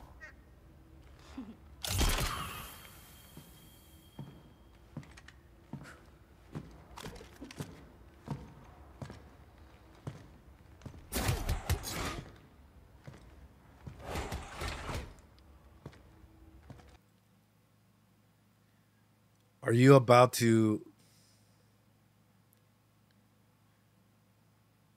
If Vi's agents of change are her hands, where she can change her environment through her fists, what are yours? Are you going to start shooting it? Are you going to start biting it? Are you going to start kicking it? Are you going to start crying at it? What are you going to do? Because are you going to start punching it? Are you going to try and mimic? Because we all know that, like, she tried as a kid. Have you evolved past that?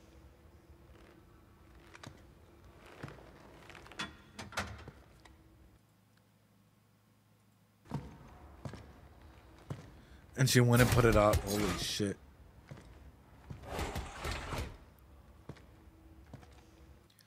I love this. I love the fact that this mirror is broken and we're seeing her in this broken state. This is fucking beautiful, man. I love the fact that, like, the shot that we get of Jinx in here is literally, like, compunctured up into a bunch of different versions of herself, dude. Like, we're seeing quite literally, like, different... Oh, dude, that's so cool. That is so fucking cool.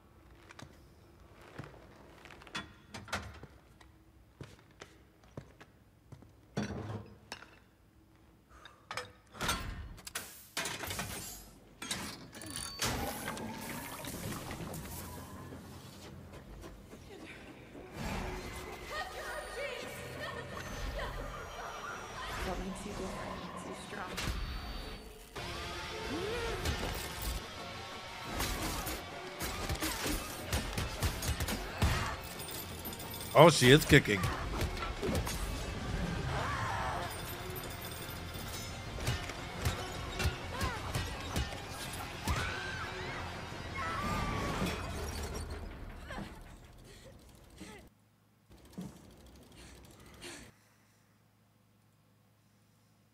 We gotta back it up.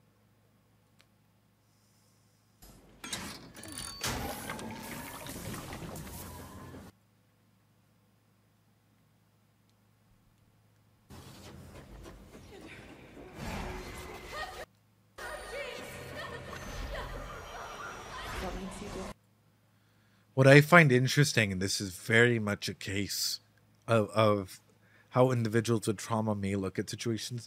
We have trauma brain, right? The juxtaposition of their fighting styles are very, very different, right?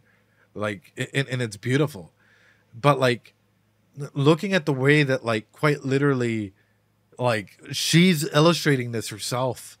This is her illustration of her world, where what does she see, right? She loves Vi, right? She wants love. She wants to feel loved. She wants to feel cared about.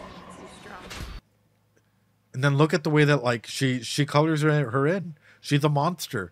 We do art there in art therapy, right? In psychodynamical art therapy and instances like this, I've seen... Hold on.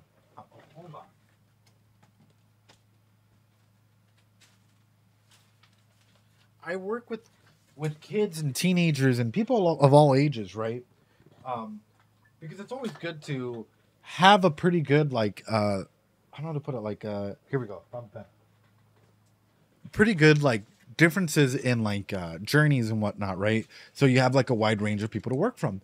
So one thing that's become apparent, I'll draw something for you, which is like, oh, draw your family for me, right? And like a stereotypical drawing that most people would get is like, oh, you know, like here is like I'm just gonna go stereotypical, right? Like, oh, very stereotypical stick figures, right? Something like that. And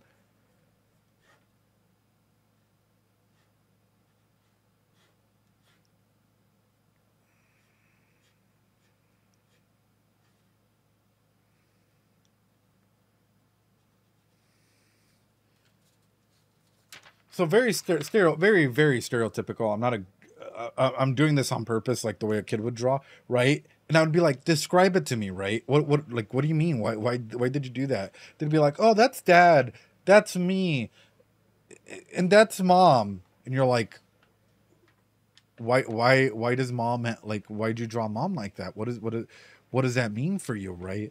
And it's like, okay, well then can you draw mom again? Can you show me what does mom look like or whatever, right? And all of a sudden you start getting pictures, like pictures and references. And it's not so much about Spider Mommy, because in a situation like this, long time ago, it ended up that mom and uncle, you know, because he drew uncle as well. A lot of, let's just say, trigger worthy stuff that I'm not going to go ahead and talk about in here, which was the main reason of concern, right? And so this in of itself, seeing the way that she's drawing out her, yeah, exactly. This is what I'm saying, is the way that we draw, and this is why it's important to pay attention to the way that your kids express themselves in their art, because their art tells a story. Their art actually might mean something. You just have to ask why they draw what they draw. Like this, what I'm seeing, Potapal, dude, bye, be safe, appreciate you. Oh no, Berserker. It wasn't that they walked in. It was something much worse. That's why I'm saying trigger warning. Be safe. Ed, if I like to draw short-haired girls, what is that for you? Why do you like to draw short-haired girls, AZ? Why do you draw them? These questions that are being brought up. Excellent things. And what I'm seeing in here, her perspective being warped, right? The perception of Vi being dwarfed into, you know, this anger, this emotion that Jinx needs her to have for her to survive. Powder needs Jinx to be this way in order for her to not process all of her emotions. Powder and Jinx need Vi to be this image that they've had in their head, because if they accept truth as it is, it might be too much. So our brain puts on this trauma filter and at times overrides it. This is amazing. A fucking amazing, bro. Like, holy shit. So she takes out her anger.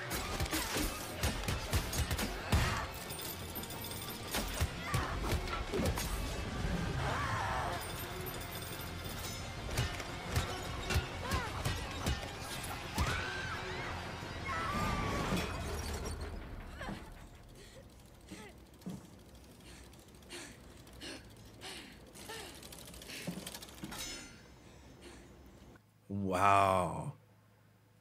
And even as an adult, you only got second place. You are still in the shadow of Vi. Ooh. Oh. Oh. Like, fuck, dude. Even as an adult. Oh. Ugh. Like, that's rough, dude. She's basically the same age that Vi was. Vi as a kid is stronger than Jinx as an adult. Yeah. Which further reinforces that she is weak. If you take a look at the scoreboard, the name Powder chose was Pow, even though there are 4 character slots. Yeah, because if we're taking a look at it, right now she's working towards her emotions. The way that I look at it, I think of Jinx as the one that, like, fuck it, chaos it is, right?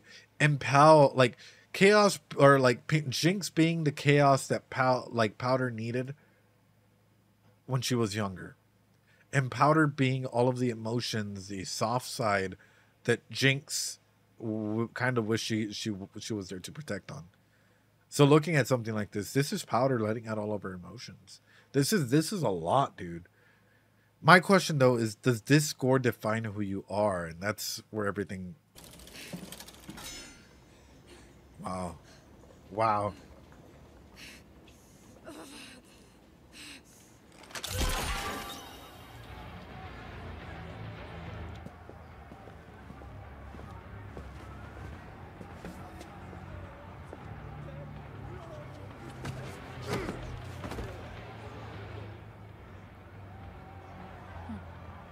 Well, that place does look like it has bodies buried in the basement. Yeah, bye. You don't know anything.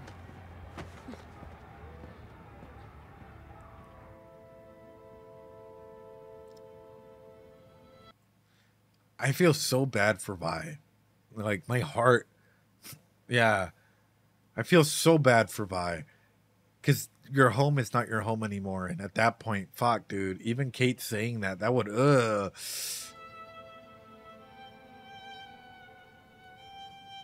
I can't compromise the safety of the hex gates for collateral.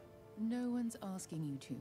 These are simply favors amongst friends. I never wanted anything to do with politics. You pushed this on me. You're a symbol of the future now, Jace, whether you like it or not. With that comes the potential to shape your own destiny. The Council assumes you'll fail. Time to prove them all wrong. Once again. Welcome, Amara. How's little Rohan? Counselor Medarda?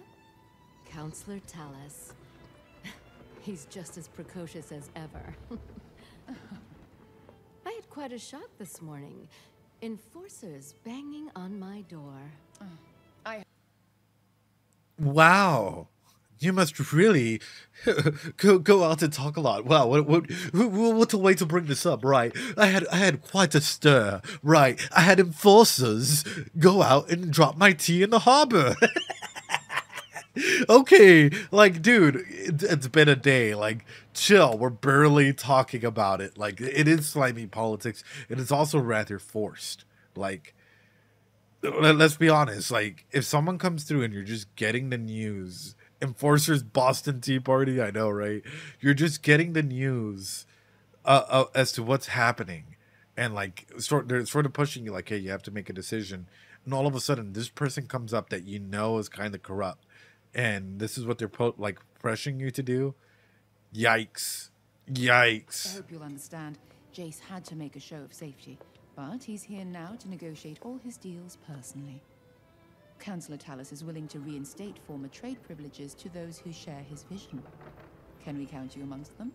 Counselor Bulbach seems to think other arrangements would be more profitable. Well, the man's a fool. With him, you'd be investing in the past. With us, you'd be investing in the future. Right. Well, why don't we talk about who knows how to go ahead and operate these machines? Right. Oh, right. Did I not hear anything? Right. That's right. It's because it's me. Oh, right. I just simply forgot. Who was the one that created this? I'm sorry, I don't mean to drink my water like that. You know, like, fuck, dude, you can totally bring yourself to this negotiation, bro. I know, get a top hat or some shit. She's literally teeing him up, dude. Yeah, British jump scare. It's so Game of Thrones, but that's how some people are, dude. Like, I'm sorry. What happens if the gates stop working? You're fucked. You're fucked. Good luck. You're gonna be down and out and overpaying for the other lanes. Cool. Guess what? If you did business legally, your competition might actually beat your ass. Let's be real here. If you actually want to do this legally and, like, you know, instead of bringing shipments illegally, okay. But if you're like, you know, but if you don't, if you want to go the old-fashioned way, go the old-fashioned way. There's other companies lined up that would totally benefit from this, but you're barred. You're 86. You can no longer use the magic gates. The fuck, dude. And best thing about is she's also a complicated character. Oh yeah, everyone has their own reasons in Arcane, and this is why it's so fucking beautiful. with that, guys, I'm going to take a quick little break, a quick 1 minute, 2 minute break, ladies and gentlemen. I'm going to go to the restroom because we need to come back every hour on the hour, ladies and gentlemen. I'm going to be right back. Give me like 3 or 4 minutes, ladies and gentlemen. We are 3 hours and 30 minutes in to 20-minute episode. We are 3 hours and like 30 minutes in, about to be 30 minutes in a bit, to a 20-minute episode. All right, ladies and gentlemen. I'll be right back. Give me one quick second, please. Also, I'm going to run an ad during the break just so that we don't get any more ads throughout the show. So give me a quick second. Be right back. All right, guys. You guys ready to continue? Heimer isn't the worst. I just think he's too different. Heimer is like a magical little tree gnome that like, he's just, like, you know, we're running around like Oppendinger, Heimerdinger. Like he's just something else, dude. Like I feel like I could just have a plushie of him. Anyway. Oh no. The Hex Gates are only the beginning. In fact, we're currently looking for new partners in our Hextech research. Tell me lies, tell me sweet little lies. Infinite replayability. Tell me lies, tell me sweet little lies. Hextech partners. Tell me lies, tell me sweet little lies. A future you can count on. Oh, dude. That's my dude needs And as a supporter of House Talus, you'd be the first in line to any of our advancements. Why? Why are you gonna How can I say no to such an auspicious offer? Hextech partners. Has a nice ring, doesn't it? Your audience awaits, Counselor. Wow. He's been quite the investment. Indeed. Better than expected.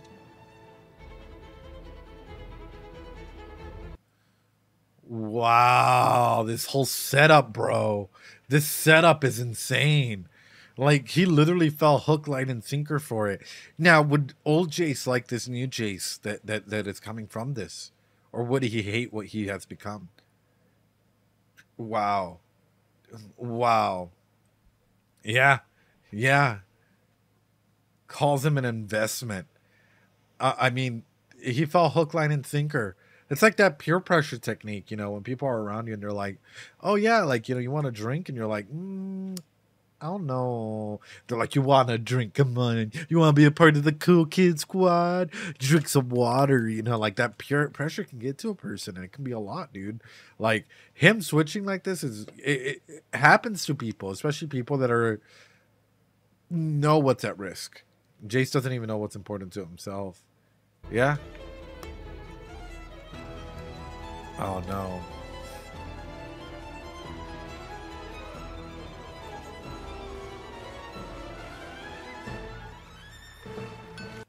Meanwhile, Heimerdinger's over there like fucking conducting and shit. Heimerdinger's over here just everyone else is making some shady backroom deals, like smoking and being like, yeah, we gotta get our shipment across. We gotta do what we gotta do. And Heimerdinger's over there just like enjoying the fucking show. Oh, bro, I feel bad for Heimerdinger. Like everyone just fucking like dips on him in that case. I think the real reason why is because they know if he knows, he's going to shut everything down. He's going to make a big deal about it. Even though the council has power to probably take him out, like, he's probably a central figure in what's known around there, right? Heimer's so oblivious.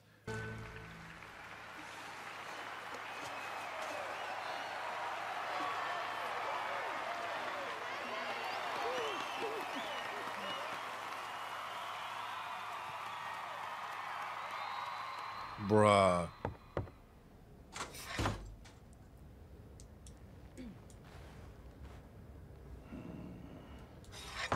Although if I was Jace, right? How can you work this into a system that works good for you? okay, fine, we'll make a deal, but you have to use specifically, you know, your papers have to go ahead and introduce this specific seal. This specific seal is only sold by my stores, right? And they, like, every so often they will change into a new dynamic system, so on and so forth.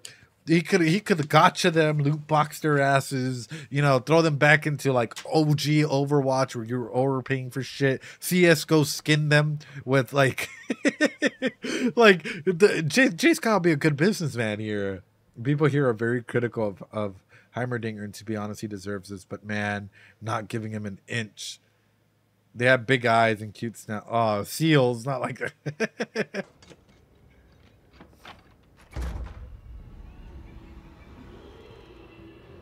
The one place all the secrets are spilled.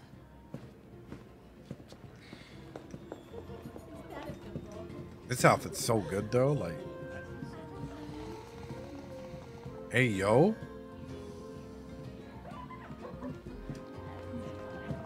Look like that squeezing sounds a bit like a trumpet.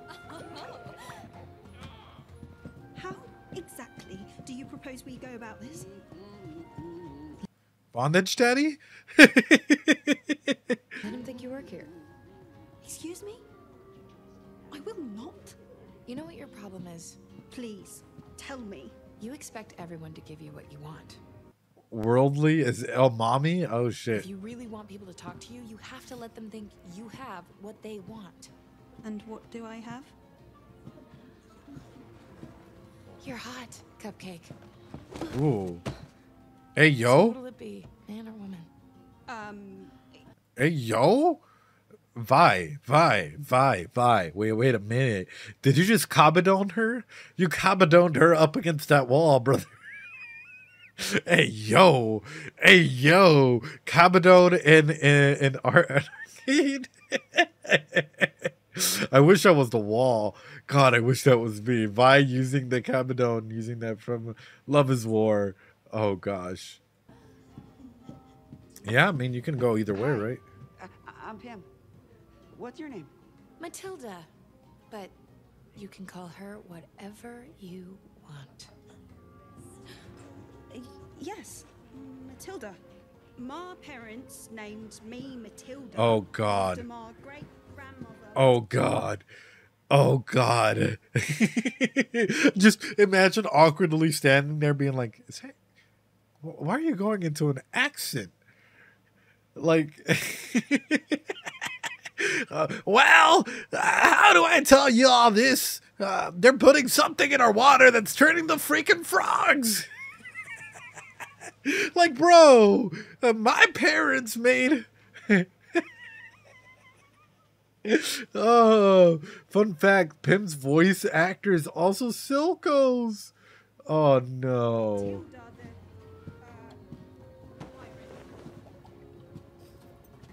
Would you believe it?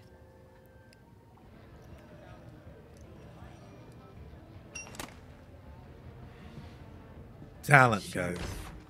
What a lovely surprise.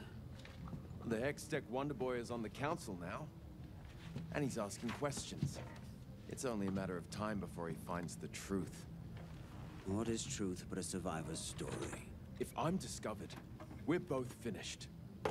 Good thing you've located proof of the Firelight's involvement. You know what I just thought about it? Like, Arcane in general are more human than humans. Like, the characters in Arcane are more human than humans. Like, I'm thinking about this, and by this I mean I just don't mean like, I'm gonna back it up here in a second. I just don't mean like, oh yeah, people that, like, you know, everyday average people. I mean these NPC dudes that appear and that, like, this is all they do. Like, thank you for the rose. Oh, like Shokugeki no Soma, that fucking bullshit, bro. Like legit, bro. Like, oh wow, thanks for the cowboy hat bullshit. Like, you know what I'm talking about. You guys know what I'm talking about.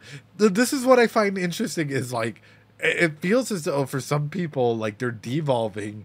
Oh, and meanwhile, like, shows are actually hitting on more human elements and are probably going to be a lot harder for people to understand these elements and what they're so used to. This is why I'm fighting this I'm finding these times so interesting. No, I have zero idea what you're talking about. Literally.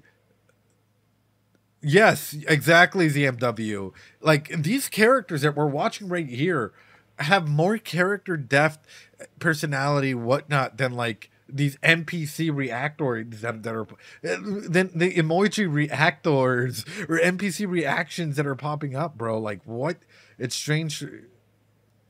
I know of a fact Ed's shirt flies off when he eats good souffle. Yeah, bro, it just... Rah! You know, I'd rip it, but that'd be against TOS. You know, I can't be exposing too much there. But that's why I'm pointing it out. Like, it's wild to me that, like, anime characters are more human than humans at this point. Like, that's wild, dude. All right, backing it up. What a lovely surprise. The Hextech Wonder Boy is on the council now, and he's asking questions. It's only a matter of time before he finds the truth. Thanks so much for the follow, Evelo. What is truth but a survivor's story? If I'm discovered, we're both finished. Good thing you've located proof of the Firelight's involvement. Oh. This has gone too far. Oh. Imagining yourself a hero. One final act to make you the martyr you've always seen yourself as.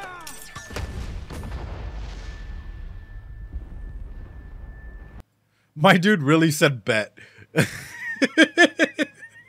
My dude really said bet. Holy shit, dude. Oh, no, Silco can't... Silco can't die there. No way, bro. No... no way. Hold my drink. Silco can't die there, brother. No fucking way. Reason being is because, like, character-wise, Silco will not be missed. Guys, there's an F. Rip Bozo. Guys. No fucking way. That's what I thought. That's what I... Fuck you. Fuck you, chat. Fuck you, chat. Fuck you. Fuck you, chat. Dude. Oh. It's the pauses, bro. You guys know when I'm going to pause. That's a fucked up thing. He's faltering. You need to weaponize the Hextech soon. Once we've cracked their prize, Topside will have no power over us. I can't do it. No. Give it to the doctor. You're the only one I can trust with this, Jinx. Oh. Seeing them. That day. Fear haunts us all. Child. Bro. Silco and his communication with Jinx. It's a powerhouse. It's beautiful, man. Silco, his ability to read people is amazing. But Silco's ability to actually have an open dialogue and conversation with Jinx, beautiful. Like, the fact that he actually opens up and he's like, dude, like, fear comes for us all, child. Like, you know, it's not just a you thing. The doctor is one of my favorite characters. The doctor. I don't know. Sweetheart, I was real sad to hear about Vander. And the kids. Just terrible. By the looks of it, no one down here lifted a finger to stop Silco. A few tried. But Silco's got the muscle and the money. Yeah. Took over the last drop. I saw. Things have changed without Vander looking out for us. Have you heard anything about Powder? I think Silco has her. Oh. I have to find her. Silco's number 2's a regular. I can have Miguel tell you where to find her. I owe you. Do you think she did this on purpose? I felt like she wanted to say it, but she held back. And that's why she's like, number 2 is regular. Like, clearly pointing in that direction. Yeah, she's keeping it. She's keeping it because she knows. Oh, bro. This is pain all around, brothers and sisters. This is pain all around. It's nothing.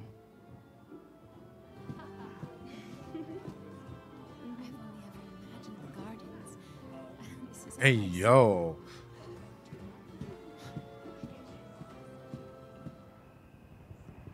Hey, yo, look at Kate. Hey, yo, Kate hitting it up in there. But consider Jinx is infamous, but not well known, and Powder wasn't exactly a fixture. She might not be certain they're one and the same. True, but I think from the situation that's been a number of years, right? Call it quick on the quick on the uptake, absolutely. But because it's been a number of years, my number one thing pops up like, if you were to discover that they're one and the same, that's still a big like identity break that you don't want to go ahead and introduce someone to. You don't want to be that person because that might be a lot. Kate, swing that way. Hey, all the more the merrier. The more the merrier there, brother.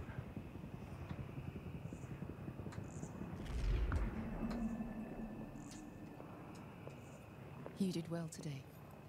I had Did a he? teacher. It's only a matter of time before those old fools on the council officially accept your research. My father put hammers in the hands of the people, and they built this magnificent city. Imagine the wonders they could create if we put magic in their hands.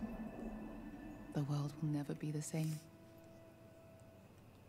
The Medardas usually only take from the world. We're not often in the position to give anything back. Oh, dude, no. I couldn't have done it without you. Those eyes, brother. Oh. Here he comes. Fuck, dude.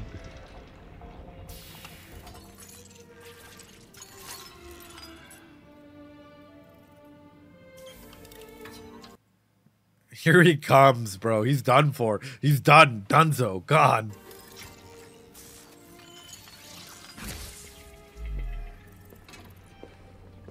That's beautiful. I can't figure out why it's not working. You will.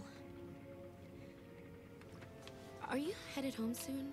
Aw. I thought we could walk together. I'm probably going to sleep here tonight.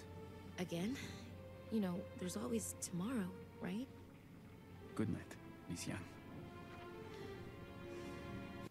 Oh, bro. Oh, Victor, bro, she about to give you a good night's rest if you walk with her. Oh, her eyes, bro.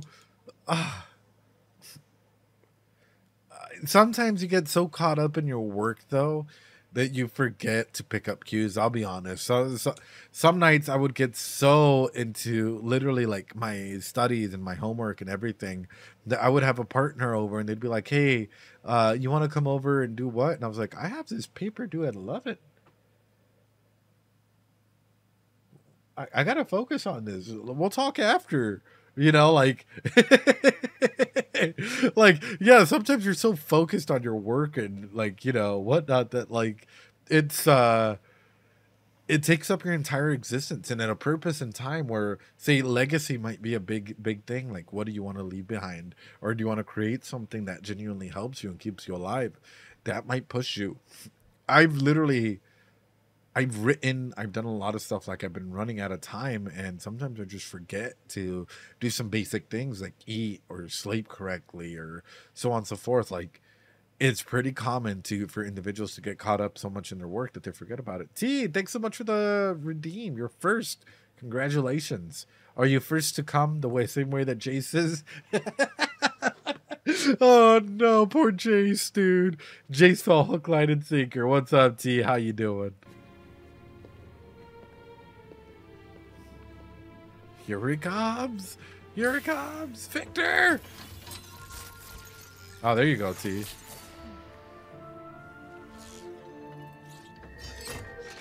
Honey trap.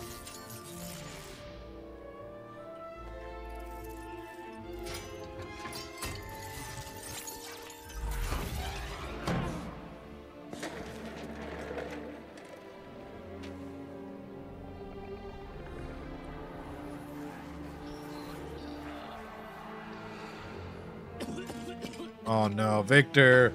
Victor, ¿por qué?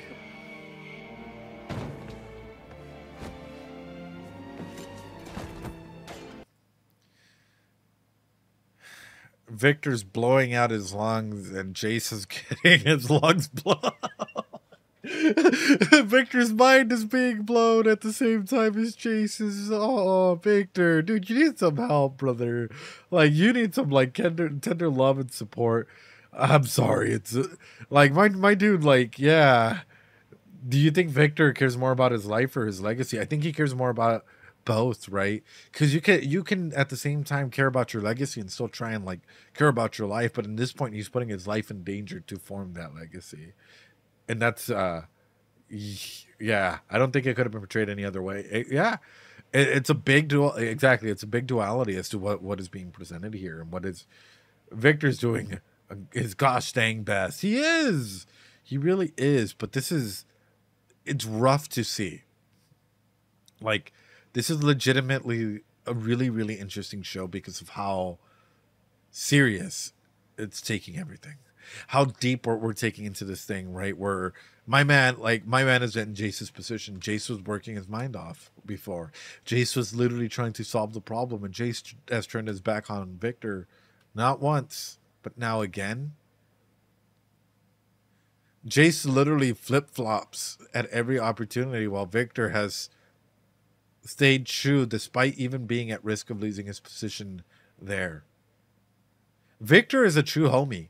Victor, like, you know, we can say legacy, we can say trying to go out and find research to help himself or whatnot.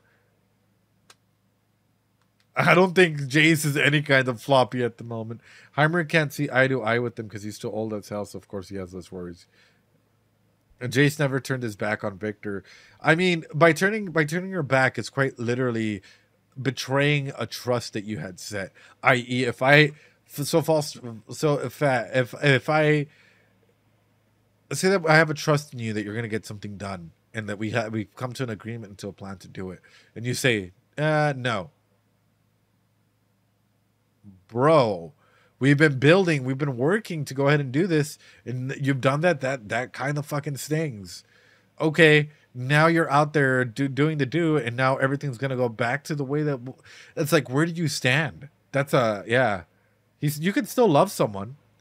You can still love someone. That doesn't negate the fact as to what has happened, though. And I think that's a big thing in that. That doesn't negate the fact that there's been a boundary violation that's been set, right? Or a betrayal of trust in that sense. Like, yeah. No, Jace is busy, man.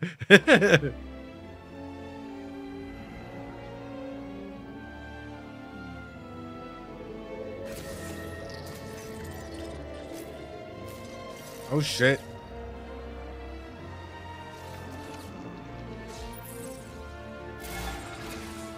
Hey, yo.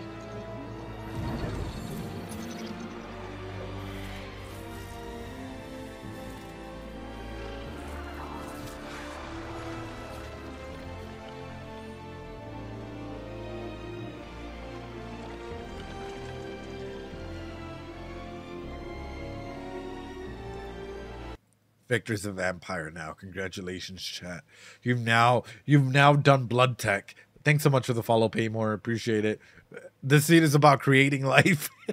You think, brother? Yeah, look, it spirals. It's magic.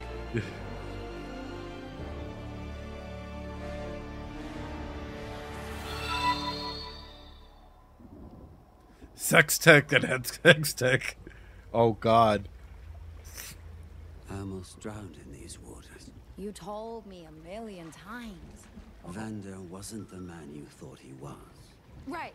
He was like a brother to you and he turned his back and blah, blah, blah. Oh, jeez. I've got a new one for you.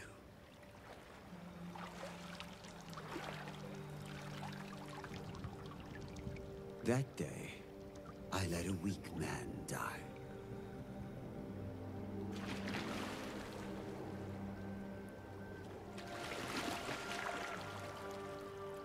And another was reborn. Careful what you wish for. What side of Jinx is keeping you alive? Is it Jinx or is it Powder? I know that you're trying to go ahead and give Powder a lesson, or Jinx a lesson of letting go. And it's very powerful, and I love the way that he's actually using this as a teaching moment. You can tell that this story's been told 101 times to Powder and Jinx, right? And that this is a very, like, unified moment, and they very, like, there's a lot of care and love and everything that's gone into this. But careful what you wish for in a thing like this, because what if the aspect of her that loves you is the aspect that gets killed? Guys, having emotional vulnerability does not make you weak. Feeling hurt, feeling betrayed, feeling whatever you feel does not make you weak. In fact, it makes us human, and it makes us strong and resilient, because you feel what you need to feel, right? You, like, we all go, yeah, we all go through different aspects of birth and rebirth and cycles of changes within ourselves. And it's up to us to discover what works best. But by shutting off our emotions, or by killing the weakness, is that ultimately a healthy version of you? Yeah, they're all so good, man. Betrayal. That pain that feels like it'll eat you from the inside out can either break you or forge you into something greater. You need to let Powder die. Oh. So the fear of pain will no longer control you. You're strong now, just like you were always meant to be.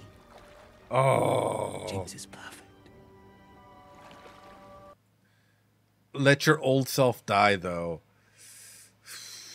Yeah, rituals and water are great symbolisms for change, right? But my thing is, can you ever truly get rid? Oh, dude, I'm getting fucking, like, it's beautiful. I'm getting pissed though, because this is not healing. This is another form of repression, and this is another form of quite literally hurting yourself. And sometimes hurt people, and people that haven't healed properly hurt people.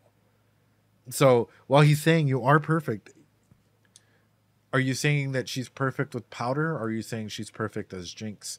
Because you want her to kill Powder, so therefore she is not perfect. What version of her is perfect? Because what I'm hearing is Jinx is perfect. And through a semblance of this, is Jinx what's keeping her love for you alive, or is it Powder?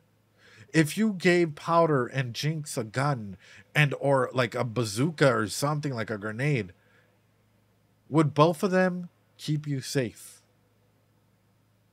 Or would one of them throw it at you?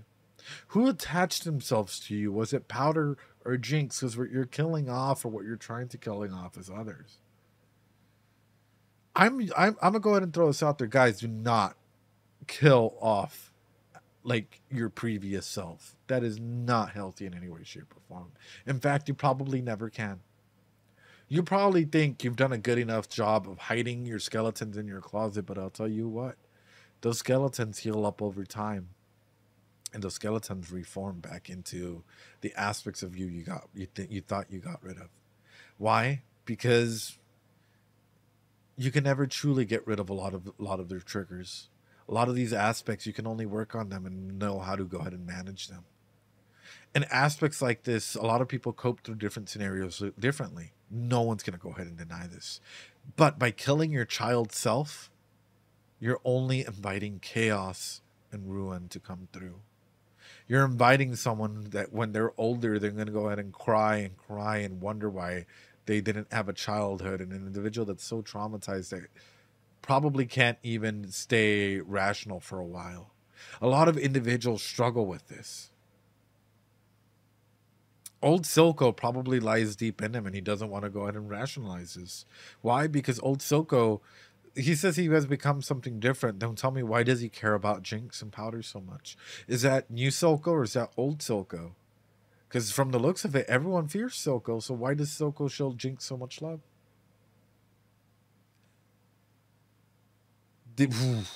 Oof. What could Silco do realistically in the situation? He needs her to get past that PTSD. Give us insight, please. It takes time. It takes... no one really... I'm going to be straight up, right? We learn how to manage our symptoms of PTSD. To truly get over something, it takes years and years of therapy. It's not just something that you immediately like, okay, boom, done. Why? Because that's repression.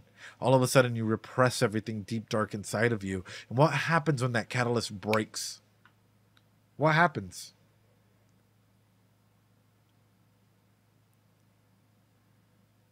Yeah, when that catalyst breaks, all of a sudden everything comes rushing through and you're more prone to going impatient.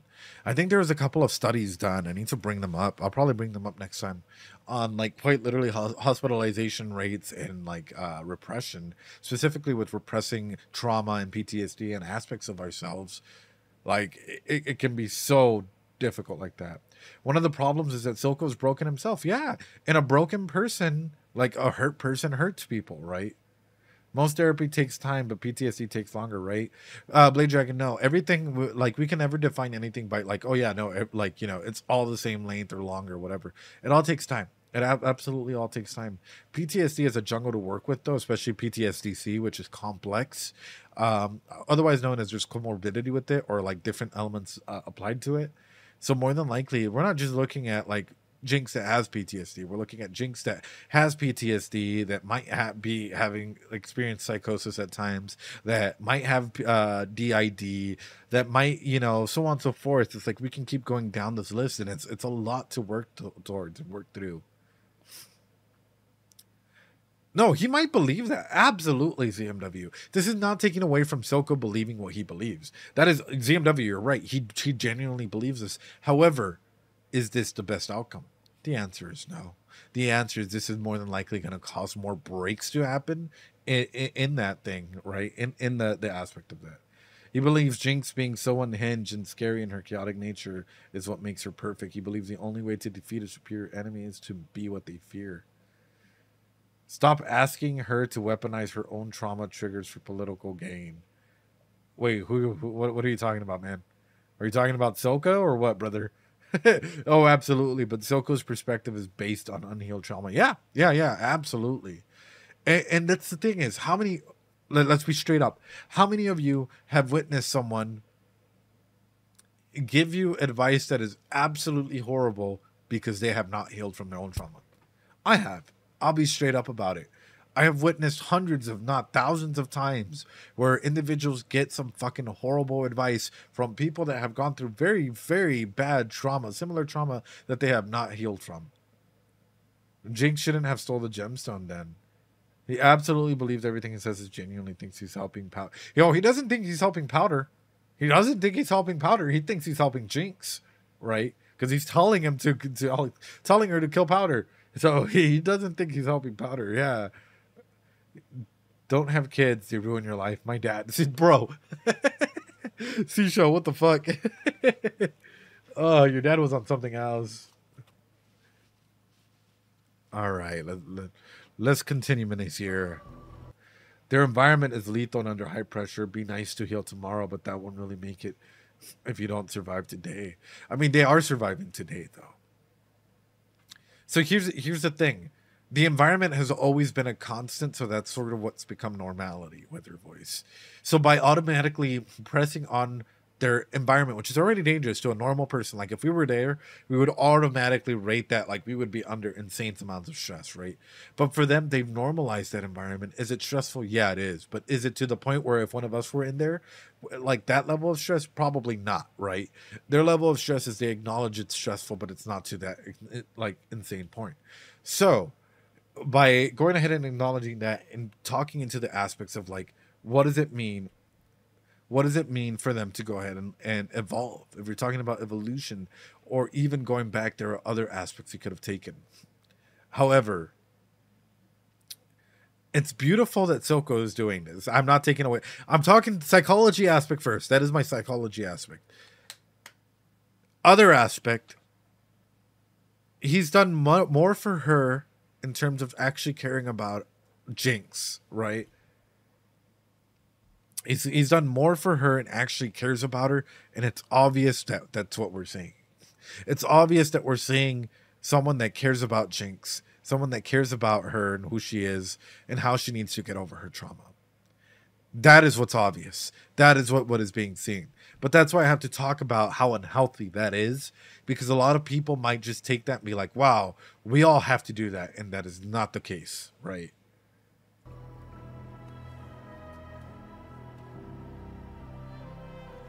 Oh, bro.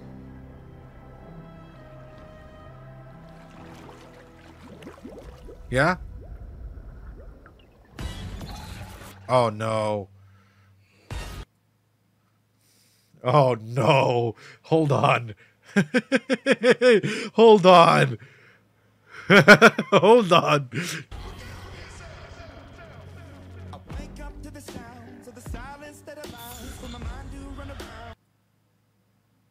And Vi is there. Vi was too late. Vi was too late. Vi was too late. If Vi had only gotten out sooner. Oh. If Vi had gotten out sooner, maybe things could have been a little bit different. What do you mean, dude? But you just said it doesn't work. What are you talking about?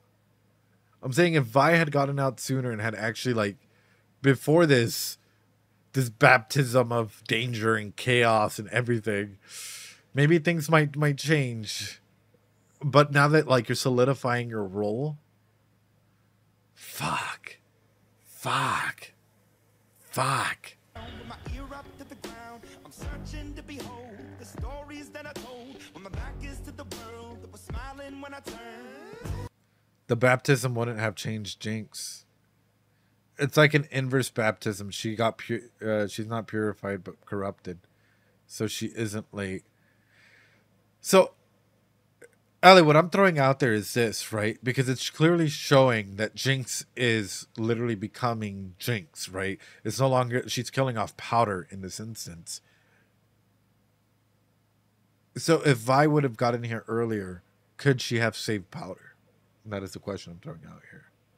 I'm hypothesizing away all other factors. What actually would have helped Jinx heal. Weaponizing the same technology that you had accidentally murdered your family with and telling her to kill aspects of yourself that you don't like. Is it? Yeah. I mean, realistically speaking, attachments are huge in helping. But now I feel like attachments might actually be something that, like, she has to rip apart, because that is what chaos would do. In chaos attachment theory and like chaos theory for attachments, that's something that comes up, and it's yeah, whatever resurrected is.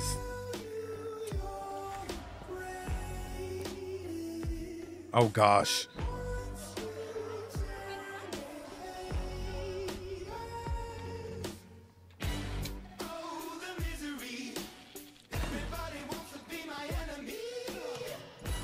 Brother.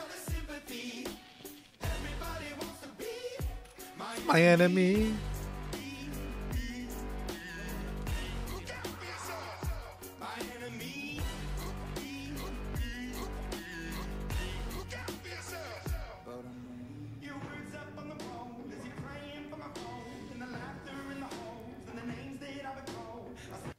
What the fuck is episode 6 going to be? What is episode 6 going to be? What the fuck is this, bro? We only have like 8 minutes left of that. Or less than that. We have like 5 minutes left. What the fuck is episode 6 going to be? This buildup is insane, dude. Every single time.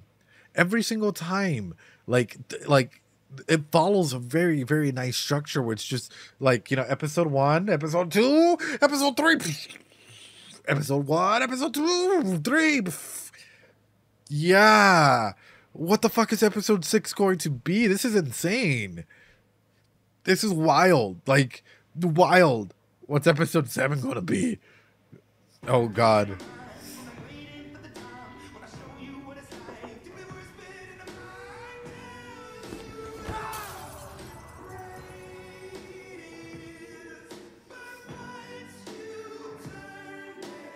And he dipped. we now know that Jace is not a person that stays the night, brother. He'll cuddle a little bit, you know. He likes to be Little Spoon from time to time, but he'll dip afterwards. Oh, bruh. Jace is for the streets. Aw, because he heard of Victor.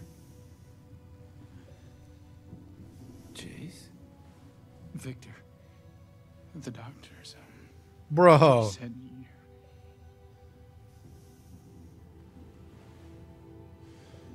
How much time do I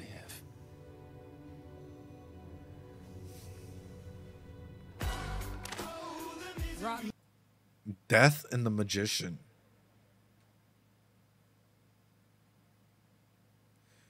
Is Victor about to become a corpse? Is Victor about to become like a zombie or some shit? Or like an undead, like blood Hextech god or some shit? Bros before hoes. Like, what the fuck, dude? Bro. Jokers and Jack. Bro. He just needs some milk. Jace is obviously about to become a hammer bro, right? Hammer god, because we see it in the intro with like that thing. So then, Victor should be a death passer. If Jace ain't got time for now, I got an open schedule. Luck, boys.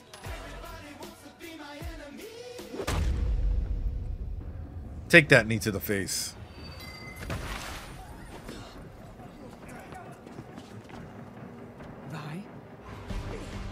Oh. Oh.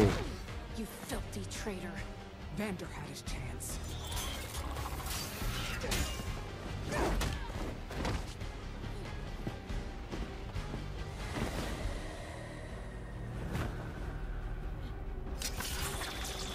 Nano machine, son.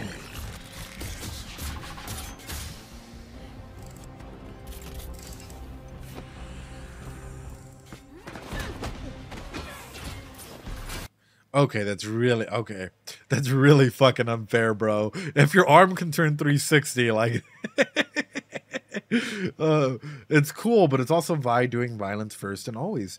But that's the thing, is that's how she knows how to get along in the world, Hippocrene. Like if we're looking at this, Vi has grown up in an environment where violence was her way of communication, right?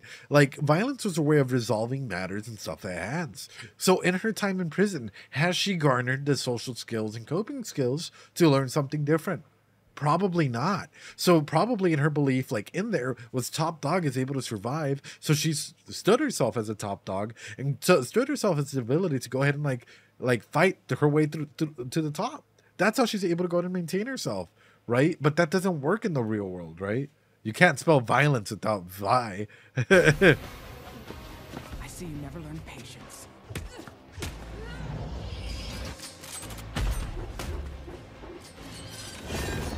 Ooh.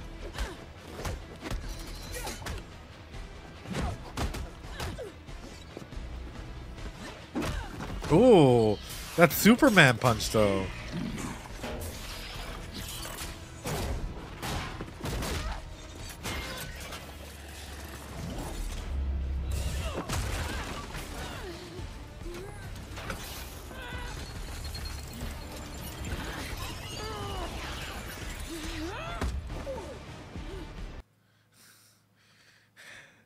Bro, my anxiety is like skyrocketing here. I'm like, hold on. I'm about to do a breakdown of this. Hold on. We're going back. We're going back. We're doing a quick little breakdown of this. Okay, she's thrown down.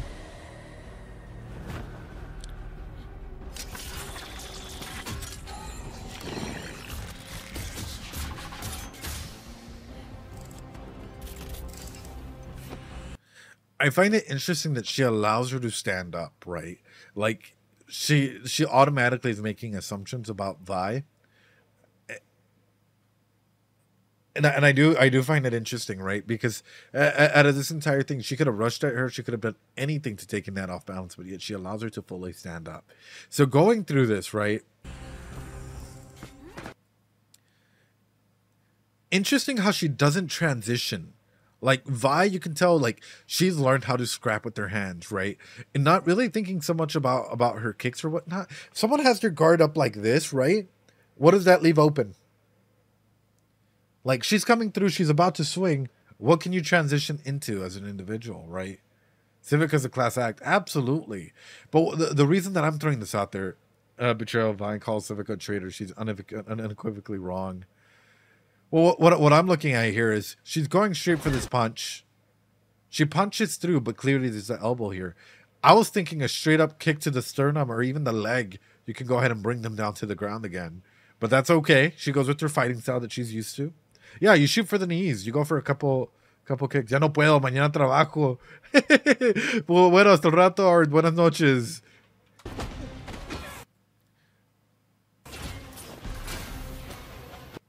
And even through that, okay, so you're locked in, tough. I see you never learn patience. Right?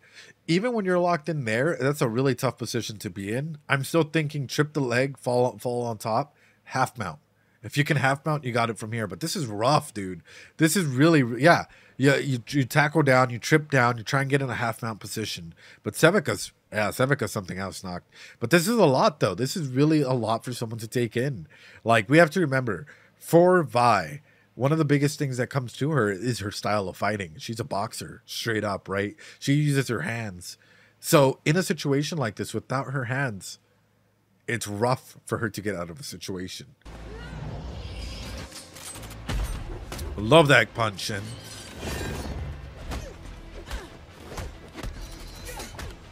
Yeah.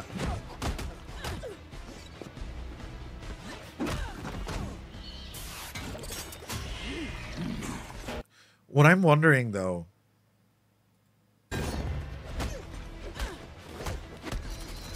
good repeats, good job, uppercut.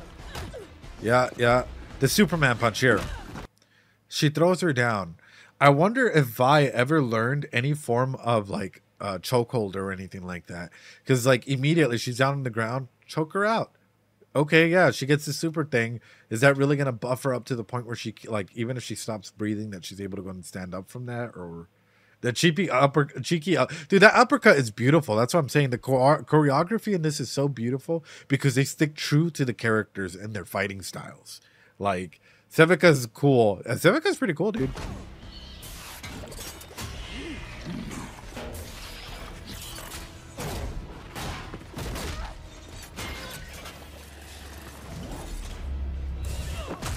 Oh, choke slam.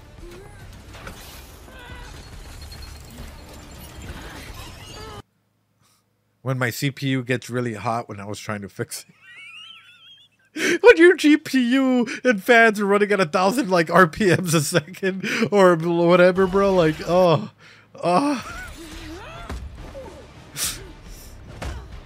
Good shit.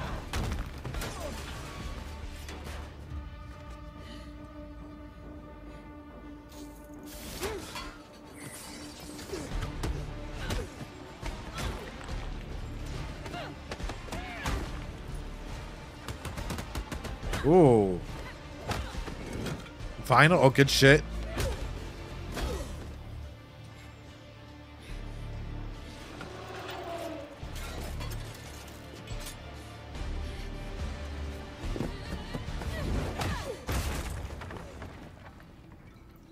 I'm surprised she was able to get up from that. A knee in the face.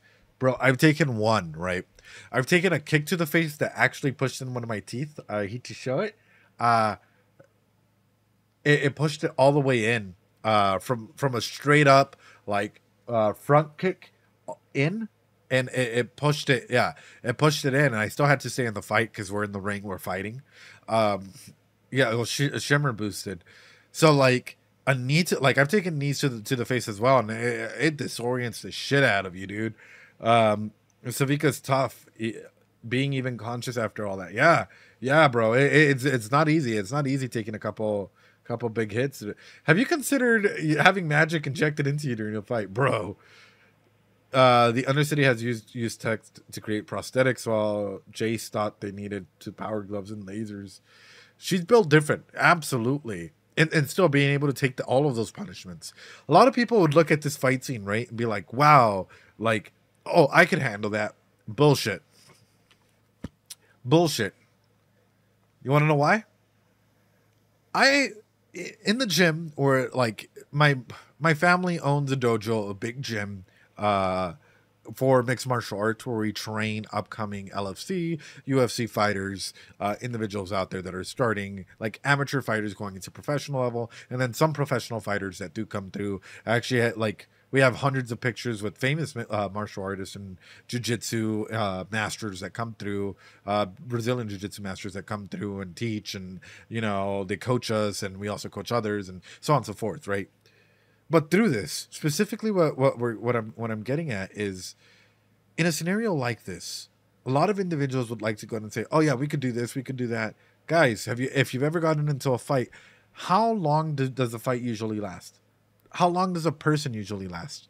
Maybe a minute if you're lucky.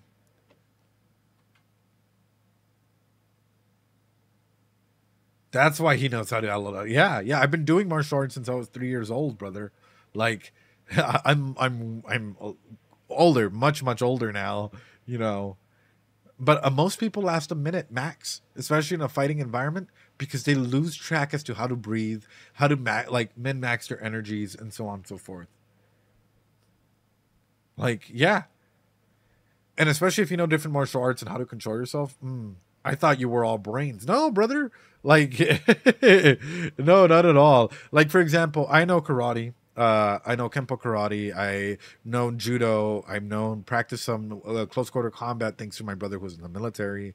I've practiced jiu-jitsu, Brazilian jiu-jitsu, boxing. I've done a little bit of Kenpo, of course, Taekwondo. I've done 101 other Krav Maga a little bit, Muay Thai.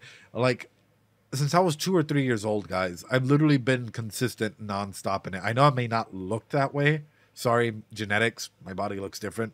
But nonetheless, like, that is exactly what the whole purpose has been for, right?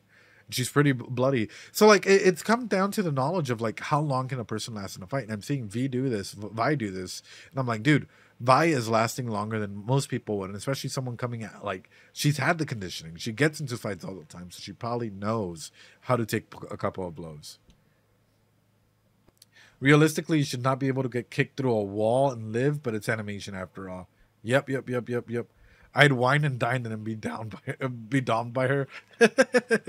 Oh, bro. All of her life, yeah. Where's my sister? Where's he keeping her? Keeping her? You mean Jinx? She works for him. Oh, Vi.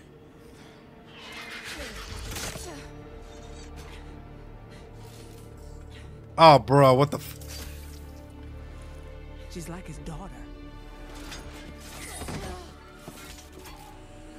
Vi. That, oh.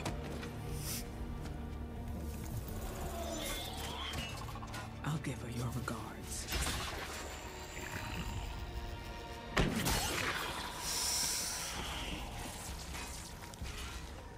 Oh, Cape for the win.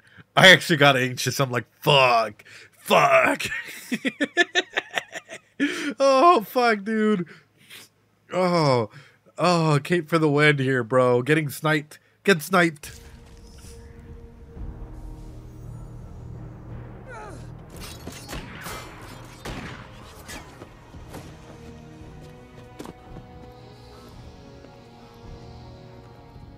Her accuracy is insane, though. Like, she's actually, like, even just hitting a fucking target, bro, like, that's impressive in of itself. And I love the fact that they showcased this earlier in the competition. Kate used ult. Is that what her ult is? Is that what her ult is? She refused to kill, though. True. But nonetheless, it's still... I play Kate in League. Oh, you do? Oh, shit. Why did you let her go? Do you ever say thank you?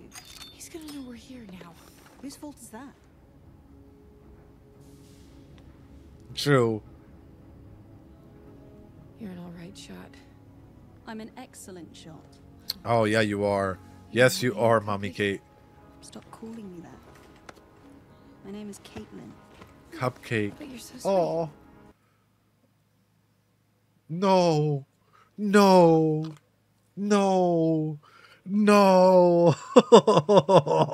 My fear is coming true. Jinx appears. You're here with Kate, right? You're here with Kate, and all of a sudden you call her Cupcake. Jinx thinks that you've now replaced her, and you're working. Oh, fuck me. Oh, brother. It's a cupcake. Shut up.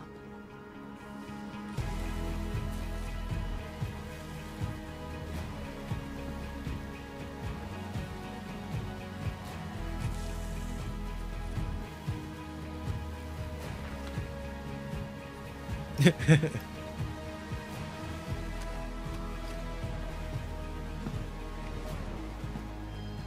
making a mess.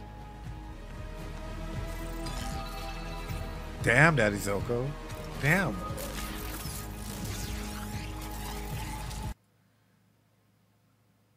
And she has the bunny.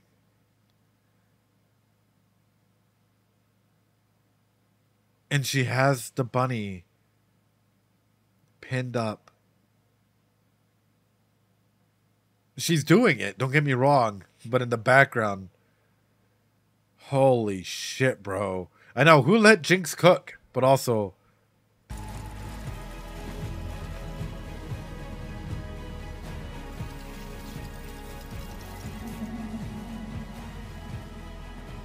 The sister.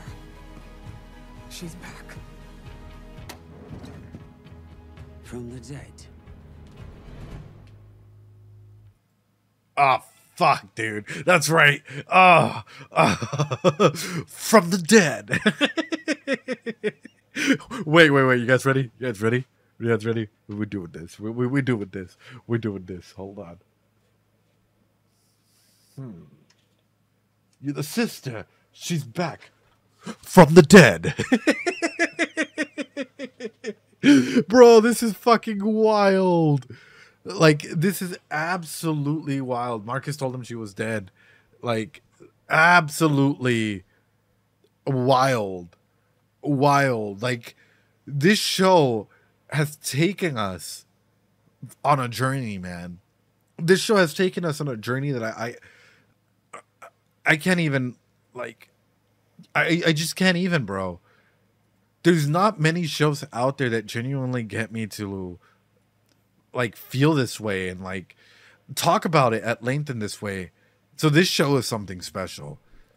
This show legitimately is I don't know how to put it. I don't even know, bro. I don't even know, bro. So what do you guys feel about this episode, right? It just gets better. 6, 7, 8, and 9 are incredible. I'm thinking about doing 6 tomorrow. I'm not going to lie. He's calm till Jinx is involved, and people wanted you to miss out on this in favor of Better Girls. I shook my head. Oh, you need to get to the climax of episode 6. I'm honest. I'm thinking about for tomorrow's stream doing episode 6. I'm thinking about doing it. I can't do it now because I have some things I need to do. I also need to eat. But like, holy fuck, bro. Wait until, oh, bro. I'm like sweating. I'm legit, like my hands are sweaty. Like, this is wild, dude. I think 5 is a low. Dude, what are you talking? Oh, this was so good. This was so good. Can we summon to watch? Oh, bro. Let the man eat and sleep. Please do. But no. Because tomorrow Lena, I love you, Lena. Thank you so much for the hydrate. Legitimately. So tomorrow let's talk about this a little bit before we say goodbye to YouTube and whatnot. This episode has impressed me. This episode 3 is my favorite. Don't get me wrong. Episode 3 has been one of my favorites. But this episode was really fucking good. This episode might be on like top tier, might match it a little bit, might be right below it, might be, yeah, literally like right below it. Episode 3 carried so much weight, but 5, it carried so much, like thematically, the aspects of death and rebirth, the death of the magician, right? Rebirth of the magician. And then quite literally, like, Marcus telling him that, like, Vi is dead, and then boom, she's alive, you know. The Powder killing, or Jinx killing Powder, coming out as Jinx. Like, wow. This is one of the episodes where they set up all the dominoes. 5 is good, but compared to 6 and 7, Ooh, the compositional shots, the dynamical aspects of like power dynamics, the fact that they're able to communicate with one another in a realistic manner. Everything in this show, top fucking tier, bro. It might literally, I might bust out and like give it my honorary like Psyculturist approved show. Like, you have to check this out. Like, I might just make a fucking category for it and give it a special star for someone to watch. Flora Violet, yo, what's up? Mods, can we give a shout out to Flora Violet, please? They're an amazing fucking VTuber and content creator. I would appreciate it, mods. They're fucking incredible. They deserve nothing but love and support and everything. Episode 5, do I look afraid? No, you look weak. Dude, I'm still processing this shit, and I'm probably gonna be processing it all night, which is what's wild for me is I'm thinking about this, and I'm like, this show is more than just a fucking show. It's legitimately an experience. People are talking about like, oh yeah, Oppenheimer, this movie's an experience. This show's a must-watch show. This show, if you want to understand more about character, actual familial dynamics and character dynamics and growth and all of these things, this is a must-watch show. This is a show that people must understand. You should consider watching the behind-the-scenes series they did, Bridging the Rift. It's on YouTube. It's 5 episodes. Ooh, I think I'd be down for that. I think I'd be pretty down for that. Arcane is one of the best shows for character development. It is really, really, really good. Overall, we're 5 episodes in. There's 4 left. We're at the halfway point. And I'm still fucking hyped. I'm hyped to find out what's coming. Like, we have spent over 4 hours and 30 minutes, 4 hours and 30 watching this, experiencing this. If this does not say what the quality of the writing and the quality of the show, I don't know what does. I don't know what does. How is Barbie, for those of you that it gets better and better? Yeah, I was about to say, don't hype me up, brother. Don't hype me up, because I'm gonna be there, brother. I'm gonna be there because it's some good fucking shit. Barbie was awesome. Fuck, bro. I'm from the dead, right? But with that, ladies and gentlemen, holy shit, I hope you guys are doing well. If you're on YouTube and you enjoyed some of the discussions and you want to go ahead and come and join us, come and join us. We tend to do this every Friday and Sunday, right? On the 28th, I will be gone, so we are trying to go ahead and do episode 6 probably tomorrow, or on the 31st of July, not January, of July. So it'll probably be either a Sunday or a Monday when we do the next one, if we don't do it tomorrow.